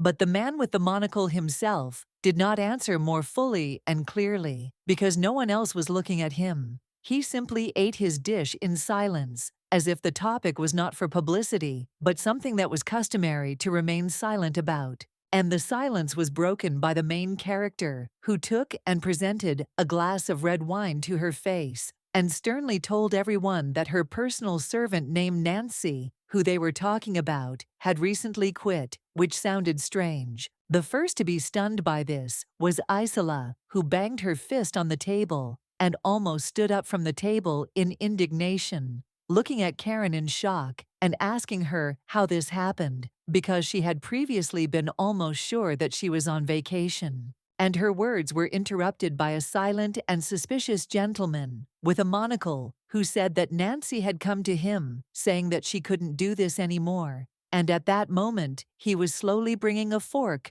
with a small fried chicken to his mouth. Looking at the overly suspicious man with a monocle, who is actually the heroine's father, Karen watched as he chewed his food and enjoyed its taste, while the protagonist thought about who he saw on that fateful day and who he talked to, that he was behaving so strangely. Clutching her fork in anger, the red-haired protagonist looked at him with silent, quiet horror and shock, wondering how he could talk to his daughter and hear her voice if she killed her with her own hands. She did not react to the gentleman's words in any way, but simply changed the subject, playing the role of a naive llama who looks at the table with sadness, telling everyone that the incident made her sad. But Karen's father said that there is nothing wrong with silence. And hearing this, the fair-haired Verdict only sighed and told everyone that at least the issue was resolved, and therefore there was nothing more to worry about, as if he completely believed the master's words, although in fact he did not believe anyone present. He gently pushed his daughter from behind and hinted to her not to be so tense anymore, telling everyone that they could calmly enjoy their dinner. But Isola didn't even seem to want to eat anymore, because she seemed to be sitting on pins and needles, and was terribly afraid of something. Taking a closer look at the dish, it even smelled and looked perfect, because the chicken has a rich and appetizing color, which combined with the berries and decorative foliage on the plate, looks expensive and rich. It was at his own dish that Verdict looked, remembering that a dish containing a quail carcass was quite aristocratic and rich. But despite all this in his estate, he usually ate such 3 times a day, and he decided to try the chicken, which made him frown, realizing that he was trying not just meat, but something delicious, because the potatoes with which it was served melt in your mouth, and the meat is soft with fruity notes and perfectly fried, which is why even the bones break easily.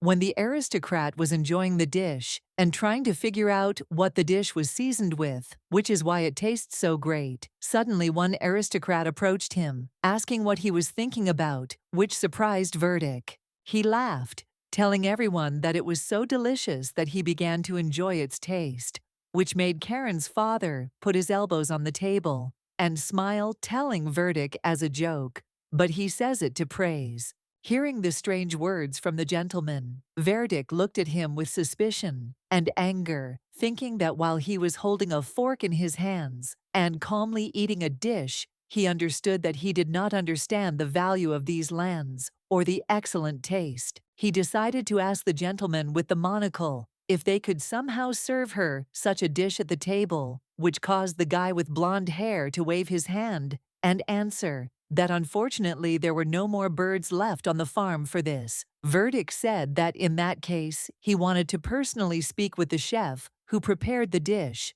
which is why a surprised chef soon appeared in front of him, asking Mr. Evans how he could help. At first, the gentleman with golden hair and a sly grin decided to praise the chef's efforts, and therefore told him that the dish with the little chicken turned out incredibly tasty and unforgettable, to which the chef responded with gratitude, but still did not understand why the gentleman decided to invite him to his place. Just because of this, the aristocrat looked at the cook with his blue eyes and touched his chin, honestly admitting to him that he had never tried such bright dishes, and he did not recognize the spices in it, which is why he thought that this was the most unusual thing he had ever eaten. And it seems that the cook took the gentleman's words with embarrassment. Maid took the galled aside and began to simply stand in front of him, with embarrassment, not even going to tell Verdict the method of preparation or the seasonings that he used for his dish.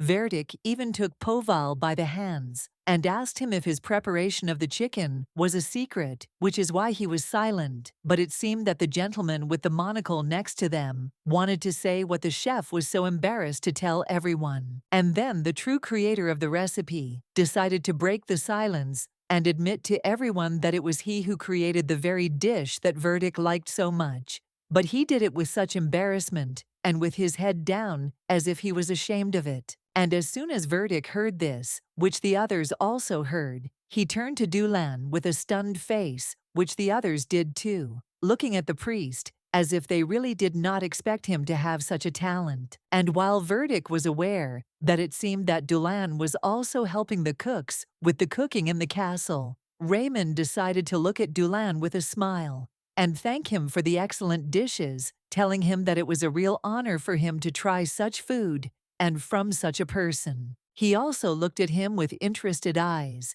and asked if he was a man from the Abbey of Avernus, because he had heard that great attention was paid there to health and proper nutrition. Isola also wanted to keep up the conversation, looking at her future groom with a smile and asking him why he didn't tell her about it earlier, if he already guessed about such news. But the blonde didn't like it either. Then Raymond angrily explained to the blonde that he had long ago understood from her statements that she did not really like the cooking in this castle. However, unlike her Verdict, on the contrary, did not agree with her, even if he thanked the cook for dinner. Raymond continued to talk with Dulan, or rather the blonde began to ask the priest polite questions. For example, whether the food he prepared had healing properties, in addition to its divine taste, to which the minister modestly replied that it did not. Verdict looked at Dulan with cunning and anger, realizing that if his primary goal was profit, then he would benefit from a person like Dulan now, until he was married to the powerful family of Hare, that is the main character.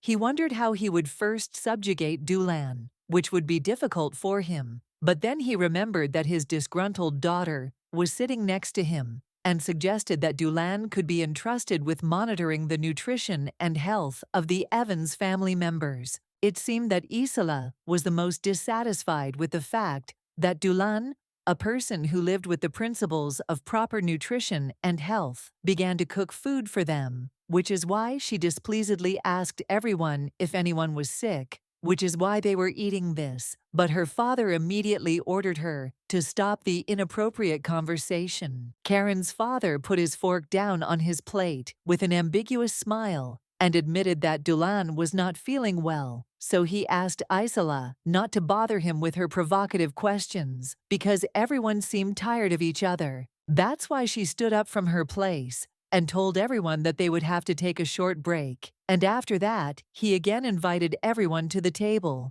to which everyone silently agreed, because no one wanted to sit at a long table with enemies of each other. But Isola was incredibly indignant when her dad turned to Nancy's dad and told him that he was going to go for a smoke break with him, which suddenly made Isola feel uneasy, more and more sad, as if she didn't like anything that happened at the table. And after a while, she was alone in a lonely, quiet room, sitting at a low chair right in front of the mirror and asking herself why she was so mean, because the sadness in her head was growing more and more. Tears were dripping from her eyes one by one, and she didn't even wipe them away because she was looking angrily at her reflection and wondering who she really was and why she needed all her wealth and intelligence if she didn't know what to do with it now. Sometimes she screamed with incredible rage and anger, first of all towards herself and towards injustice, asking the whole world with screams why they don't pay attention to her when she invested a huge amount of money in her appearance, and even hair is rich and well-mannered. But all the attention goes to Karen. Looking at her reflection with hatred and the fear that it was all in vain, she screamed and told herself that she had spent a lot of money on cosmetics and dresses with incredible decorations, but only now she realized that the most important thing was missing from her. And a fleeting memory of her own father, saying with a sneer and rolled eyes that for the nobility marriage was just a deal, flashed through her mind. But his words brought back to Isola something that had always hurt her heart. She looked down and suddenly fell silent, feeling tears roll down her cheeks as she remembered that, in fact, her father had never loved her mother and therefore had told her about the futility of love for a reason. When she was very little and lived in a mansion, he often noticed how his father had a more beautiful woman and younger than her mother, with whom he hugged and kissed, telling her pleasant words about love. And at that age, she already understood that that woman was her father's lover. However, her mother was not faithful to her father either, because Isola watched her mother smile at the butler and seduce him, which was all she liked. But none of their parents noticed that Isola was aware of everything, and she had to just watch. Even then, the little girl cried, was left completely alone, holding a book in her hands, and did not understand what could be wrong with dreaming about true love, which in the future her father would call non-existent and false. However, when one of her days she was lying on a carriage and met Raymond, who was riding a horse, and was the same child who was telling her something with a determined look, the girl realized that her dream of mutual love could come true. Even then she looked at him with admiration and love. She understood that she would dream of living a happy life with him, like in fairy tales. But at that moment, her father was also looking at her, who in fact has other plans for her, his own. Even now when she looked at the attractive Raymond, who was drinking wine with her at the same table, she knew that Raymond was not like her, and that was why she fell in love with him, although she still did not receive reciprocity. Then she decided to raise her head, as proudly and sternly as a soldier looking at herself in the mirror, and first of all promising herself that Raymond would be her husband, no matter what happened, and no matter what she had to do for this, with full confidence that the blonde would get her fiancé, because she was literally sold to the family. He left his room and decided to walk down the hallway, going down the stairs, but suddenly she heard Raymond's voice, where the white curtains swayed in the wind. And when she decided to go down to take a closer look at what was happening, the first thing she noticed was Raymond, who was smiling slyly at her on the balcony, and as it turned out, was not surprised by her appearance, while Isola was amazed by him. But what surprised her even more was that immediately after this, he turned away from her and began to smile at the person standing in front of him, even holding his hand, and telling him that he was also a very eligible bachelor, which he said intentionally, as if with the desire to anger her. The lady was incredibly indignant at this, so she hastened to come closer to him and ask how he dared to say such a thing, as if he had actually spoken to her. But as soon as she did this, the whole terrible truth was revealed to her. The thing is that he was talking to the red-haired Karen on the balcony, who on the contrary seemed not to be happy about the conversation, and therefore answered the guy boringly, saying that she was very happy that he was the groom. But the blonde convinced her to smile and try to somehow support the conversation because she was interesting to him. He laughed sweetly when Kane showed him her exactly the same fake smile and told him that they only met yesterday and Raymond already wanted to talk to her, which made the blonde laugh politely even more. He looked at her, and with a smile that never left his face, he hastened to say that her statement that they had met for the first time only yesterday was a complete lie. And when he confessed to the heroine that she knew him for sure, Isola, who heard this, was so surprised that she froze in place with such an expression on her face, as if she had heard something terrible for herself. In fact, a couple of hours ago, When Isola looked at the faces of those who were in a hurry to leave the table, offering the gentleman with the monocle to smoke together, she did not suspect that at that moment, Raymond did not just want to take a break from everyone. The thing is that her most beloved fiancé was not looking at her, but at the red-haired lady, which was what her fiancé Dulan was doing. While at that time Karen simply got up from the table and wanted to walk along the corridors, and the main character walked down the corridor, silently looking at Verdict and the gentleman with the monocle who was walking ahead of her and talking about cigars, not even noticing Karen behind her, to whom no one had paid much attention until a certain moment. She looked at them with a fake grin and realized that all she had from the real plot were problems that were incredibly difficult for her to solve, even if she forgot about the fact that escaping from familiar events was a real difficulty for her. After some time, the main character found herself in such a beautiful place where there were night flowers with snow-white buds which smelled incredibly at night and added magic to the interior of a simple balcony where the protagonist decided to be alone with her thoughts. The girl looked at the flowers on the balconies, which she saw thanks to the moonlight, and could not calm down with thoughts about where Nancy was now and where she had gone if her father suddenly said that the maid had recently come to him. Already on the balcony, she remembered how she had squeezed the fabric around Nancy's neck with pleasure and a smile on her face,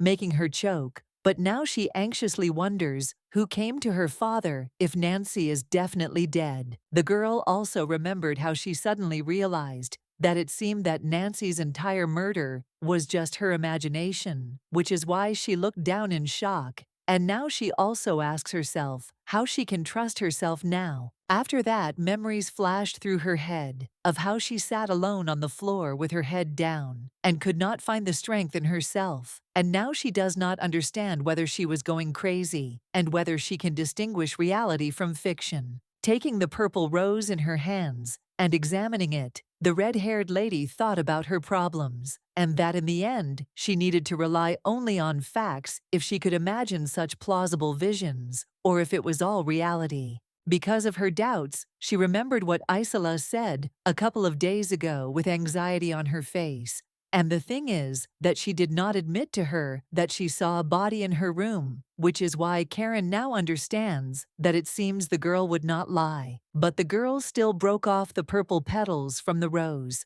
thinking that on the day of the murder, she was sure that she had enough time to kill Nancy, let alone hide her body, so that no one, not even Isola, would find it. She also remembered carefully how she saw her own father in front of her, who looked calm and ate with a fork, telling everyone that Nancy had recently quit of her own free will. But now Karen wonders if her father was lying for some purpose. But suddenly, her thoughts were interrupted by someone who appeared in front of her, so suddenly that the red-haired woman even forgot about everything she had thought about before jumped up on the spot and looked at Raymond when he asked her what she was thinking about. And the lady had to answer with a smile, saying that she was not thinking about anything special. She was amazed at how the guy she liked smiled and asked her if she wanted to spend time with him. But at that time, Karen only realized even more that if there are nightmares in fantasy, then this guy was a real horror for her. She thought that his love,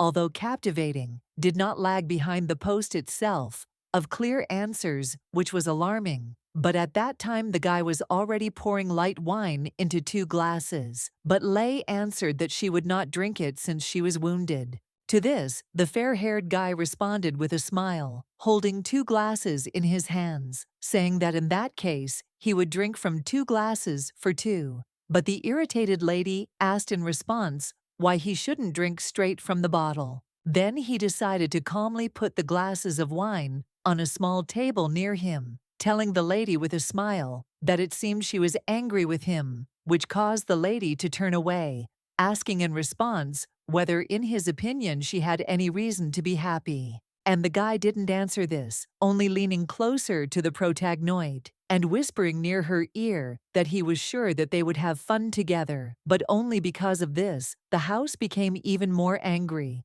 not understanding what the already suspicious Raymond wanted to achieve. He even looked at her with a not sincere, charming smile, as if he wanted to get only her attention, telling her that in fact, ladies went to war in droves just to see him. But this outraged the heroine even more. She decided to show him her feigned surprise, but still allowed the suspicious gentleman to take her hand, while the lady told him in surprise that she couldn't believe that he was so confident in himself that he was telling her this. Her body instinctively leaned back away from the smiling and suspicious man, who even now smiled at her. Just like that, when the red-haired llama tried to explain to him that he already had a bride Isela, and he didn't need to bother her with smirks. It seems that the guy didn't plan to lag behind the main character, because the smile never left his face, and he explained all his courtship and strange behavior by saying that he simply wanted to take care of the wounded girl. Although in fact, the protagonist understands perfectly well that they cannot be trusted. But behind her,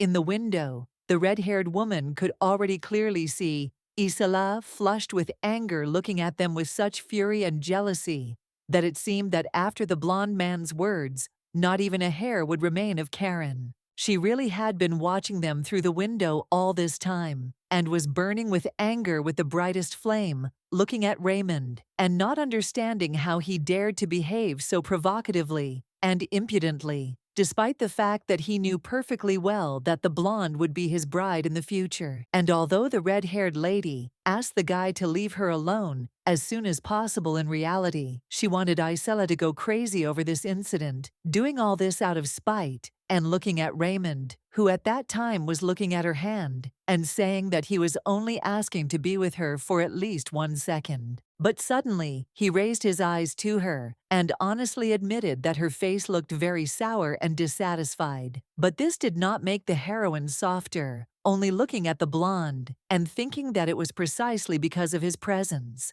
In order, apparently, to smooth the conversation, and talk about at least something, the blonde straightened up again, and decided to tell the heroine with a proud smile on his face that he was in fact an enviable groom, whom all the girls in the area were. But that did not surprise the red-haired lady. Rather, it angered her. She just sighed, telling the guy with her eyes closed that she was very happy that he could share such news with her, to which Raymond responded with surprise, even asking if that was true, believing that the lady was interested in hearing her own praise for herself. After that, he suddenly extended the main character's hand closer to himself, with suspicious statements about the fact that the Evans family, that is Isela, really wants to get him for themselves, so they are now asking the lady if this is not a great way to get revenge. And after the guy calmly looked Karen in the eyes, bringing her face as close to his as possible, he said that it seemed to him that she wanted to take him away from Isela. But this only surprised the red-haired lady even more. In front of her was a tall guy with a pumped-up body, but Madame was amazed only by his words, asking how this was possible, and what he was talking about if they had only seen each other yesterday. But Raymond said again that this was not so, and she was lying. The guy continued to smile slyly and tell the lady that she knew him very well and that this was not their first meeting, which is why the protagonist's excitement grew more and more, and the strange, unclear words of the self-confident guy frightened her. Even her hand was shaking, and she didn't want to hold the guy's hand, but he didn't allow her to remove her palm, which is why the lady could only ask him what he meant, and in fact, it couldn't be, because according to the plot, this is their first meeting. And at first, she knows him as a national hero, which she told him. Closing her eyes, the red-haired llama remembered asking him about something a couple of times in her past lives. But now the guy in front of her was smiling and claiming that the lady knew him as more than just a hero, which sounded even more suspicious.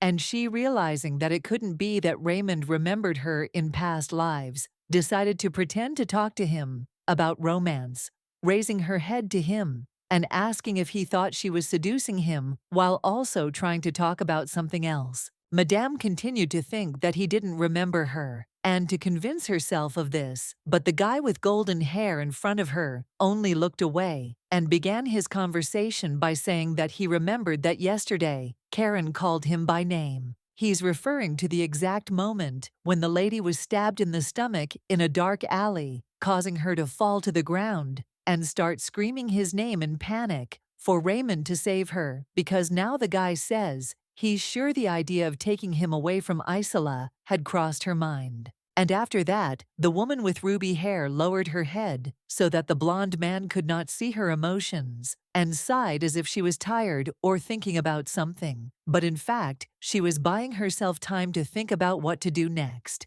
In fact, her eyes darkened in the darkness, and she herself began to smile slyly, thinking about the fact that she had encountered such situations before. And therefore this was not surprising to her, because it seemed that she already knew what to do to get out of it. Because of this, she decided to raise her head, portraying sadness and regret on her face, and feigningly telling the blonde that of course the thought had occurred to her to win him back from Isola. But now she realized that the blonde also loved him very much. She even pretended to tell him that he was so famous that she couldn't pass by him. But when she looked at the view from the balcony, she clearly felt Raymond's strange gaze on her, as if he suspected something. He decided to immediately take steps towards her and say that he noticed her immediately, despite everything. But the lady with the long train of her dress walked away from him at the same speed, saying in response that he therefore had excellent eyesight. His green eyes looked only at the main character, and it seemed that the guy did not talk about Karen at all,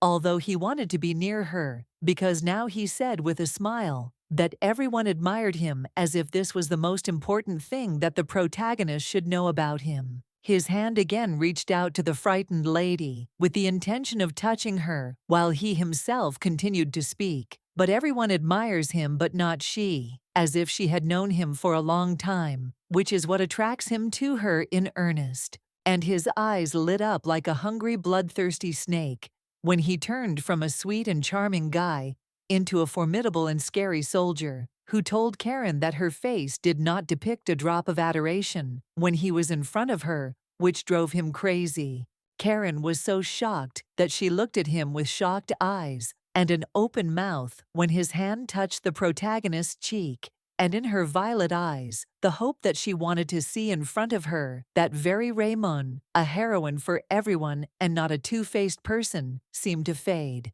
And when the girl was about to cry, a confused and angry priest named Dulan suddenly appeared between them, and he squeezed Raymond's shoulder and angrily asked him what he was doing with his bride. And he was only surprised by his appearance, but not at all afraid. He didn't say a word to him any further, realizing that he was behaving in the most strange way for Dulan and the main character. Because of that, he only looked at the brunette with his bright eyes and remained silent, realizing that Dulan would not back down anymore. And only after that, his hand demonstratively let go of the protagonist's palm and rose up as if Dulan was to blame for everything. And he closed his eyes and spoke with indignation. But this was extremely rude on the part of the priest. But for Dulan it no longer had any meaning, because he took Lay with red hair by the hand and led her into the corridor, briefly telling Raymond that they needed to go and not even saying goodbye to him.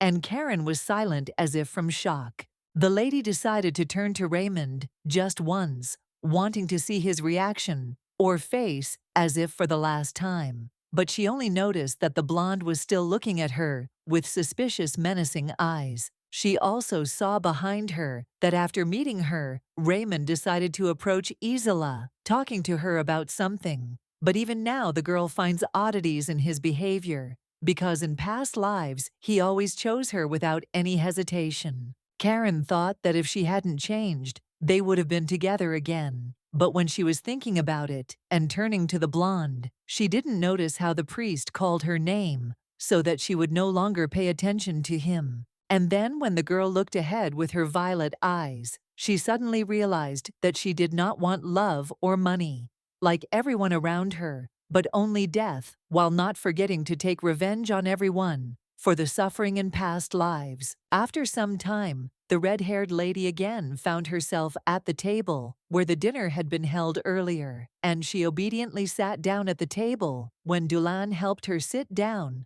unaware that his bride was thinking that she was pleased to see him nearby. because in that case, it would be easy to kill. However, when a blonde man also appeared at the table, who was clearly not a naive heroine and a kind person, the girl understood that his suspicions would prevent her from doing what she had planned, so she needed to be twice as careful as before. She emptied the glass onto the new dish, which was covered with a cloche, for presentation and safety. But Karen looked at it with a certain indifference, because she was not thinking about the food at all, but about her future murders and what she was doing to commit them. As soon as the cloche opened, she seemed to see a dish that was not hers, but Raymond, whom she had killed as food, who did not open his eyes and was decorated with his own blood. And she thought this for the reason that she understood that she could try to kill the main character for a new path in life, and she willingly took the knife in her hands, as if intending to cut her favorite victim.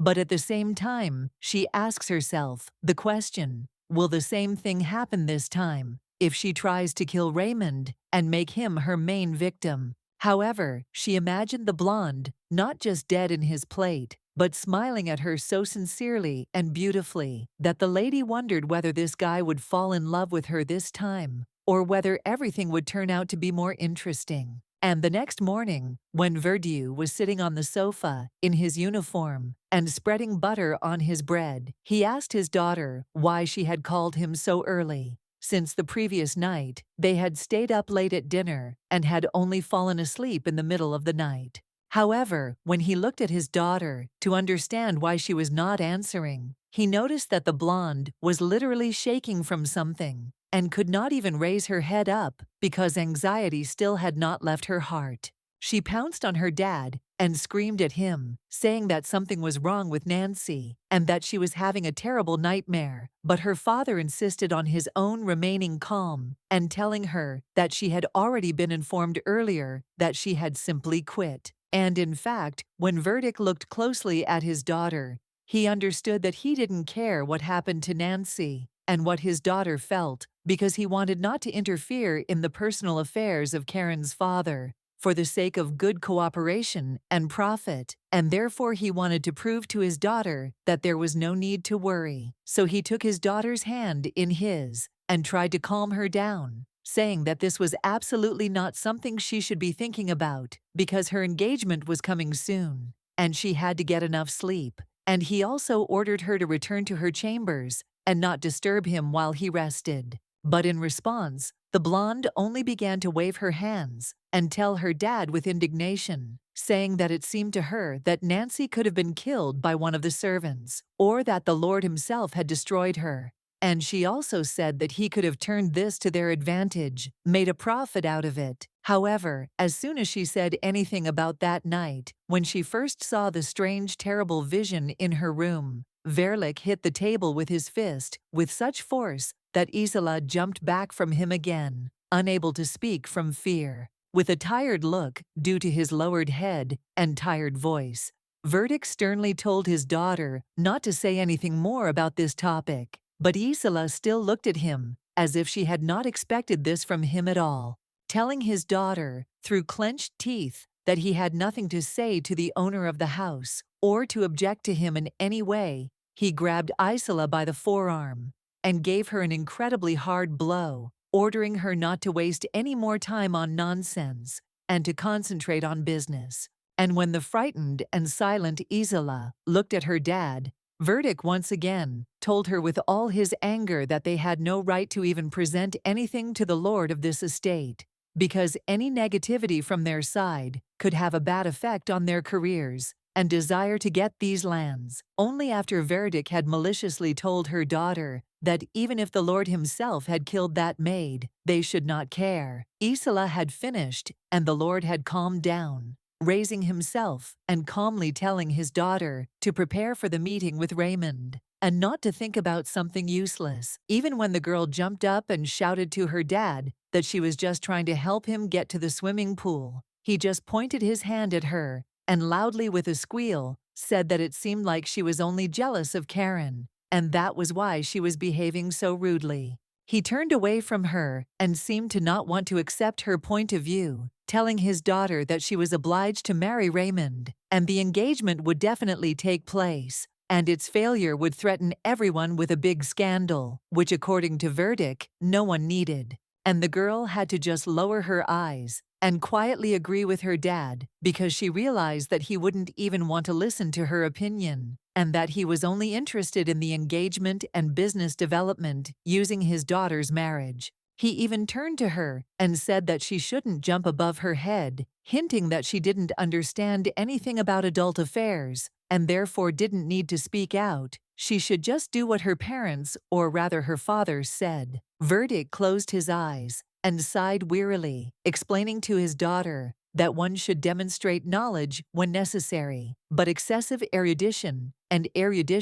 are harmful, especially in his words, to such a young beauty as she. And then the heroine looked at him with complete shock, from which she could even lose the power of speech, but still words burst out of her mouth, and she asked her dad if he didn't like the fact that she was an educated girl with her own point of view. Right after that, she turned around and wanted to quickly run out of the room, away from her dad, while he extended his hand to her and wanted to stop her shouting. But he didn't mean that at all, but he still couldn't stop the blonde, because Isela ran out of the room so quickly that he wouldn't have been able to catch up with her, which is why he soon saw only the train of her dress, even at the moment when he shouted her name, as if he wanted to explain something to her. But for the girl, everything had already become clear. Thus, he was left completely alone, still holding his hand raised, because he seemed to be trying to stop the girl, but he continued to be in the room thinking perfectly about how much his words had hurt his beloved daughter, to whom he himself had actually sought to give the best, not for her happiness, but for a profitable future. He just grabbed his head, as if it was hurting him badly, after what had happened, realizing that with the pursuit of pleasing everyone around him, as much as possible,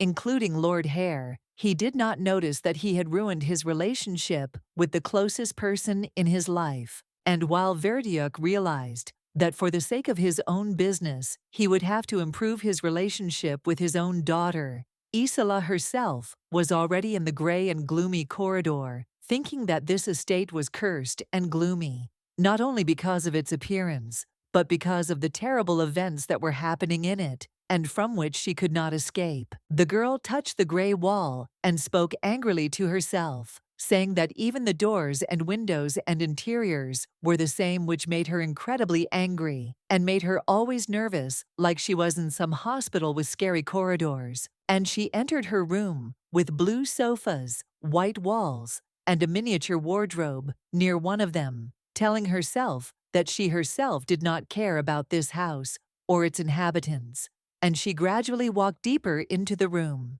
The girl touched her white dress, which looked more like a nightgown, with her thin hands, and told herself that she only needed Raymond and that she should focus on him, even though she was afraid of everything she saw in this mansion. However, as soon as she even looked at herself in the mirror, she saw her tired gaze, her stress-weary face, and her sad expression, telling herself that it was all unbearable also, because she remembered her father's words very well. In her head, she clearly recalled the most beautiful features of Karen's appearance, her smile, gorgeous hair, and eyes with lush eyelashes, realizing that she could not compare with her in beauty, because she was literally better than her in everything. And this made Isela very depressed, and this made the girl burst into tears in front of the mirror for the umpteenth time that day, feeling powerless in front of everything, and convincing herself that she was of no value to anyone in this place,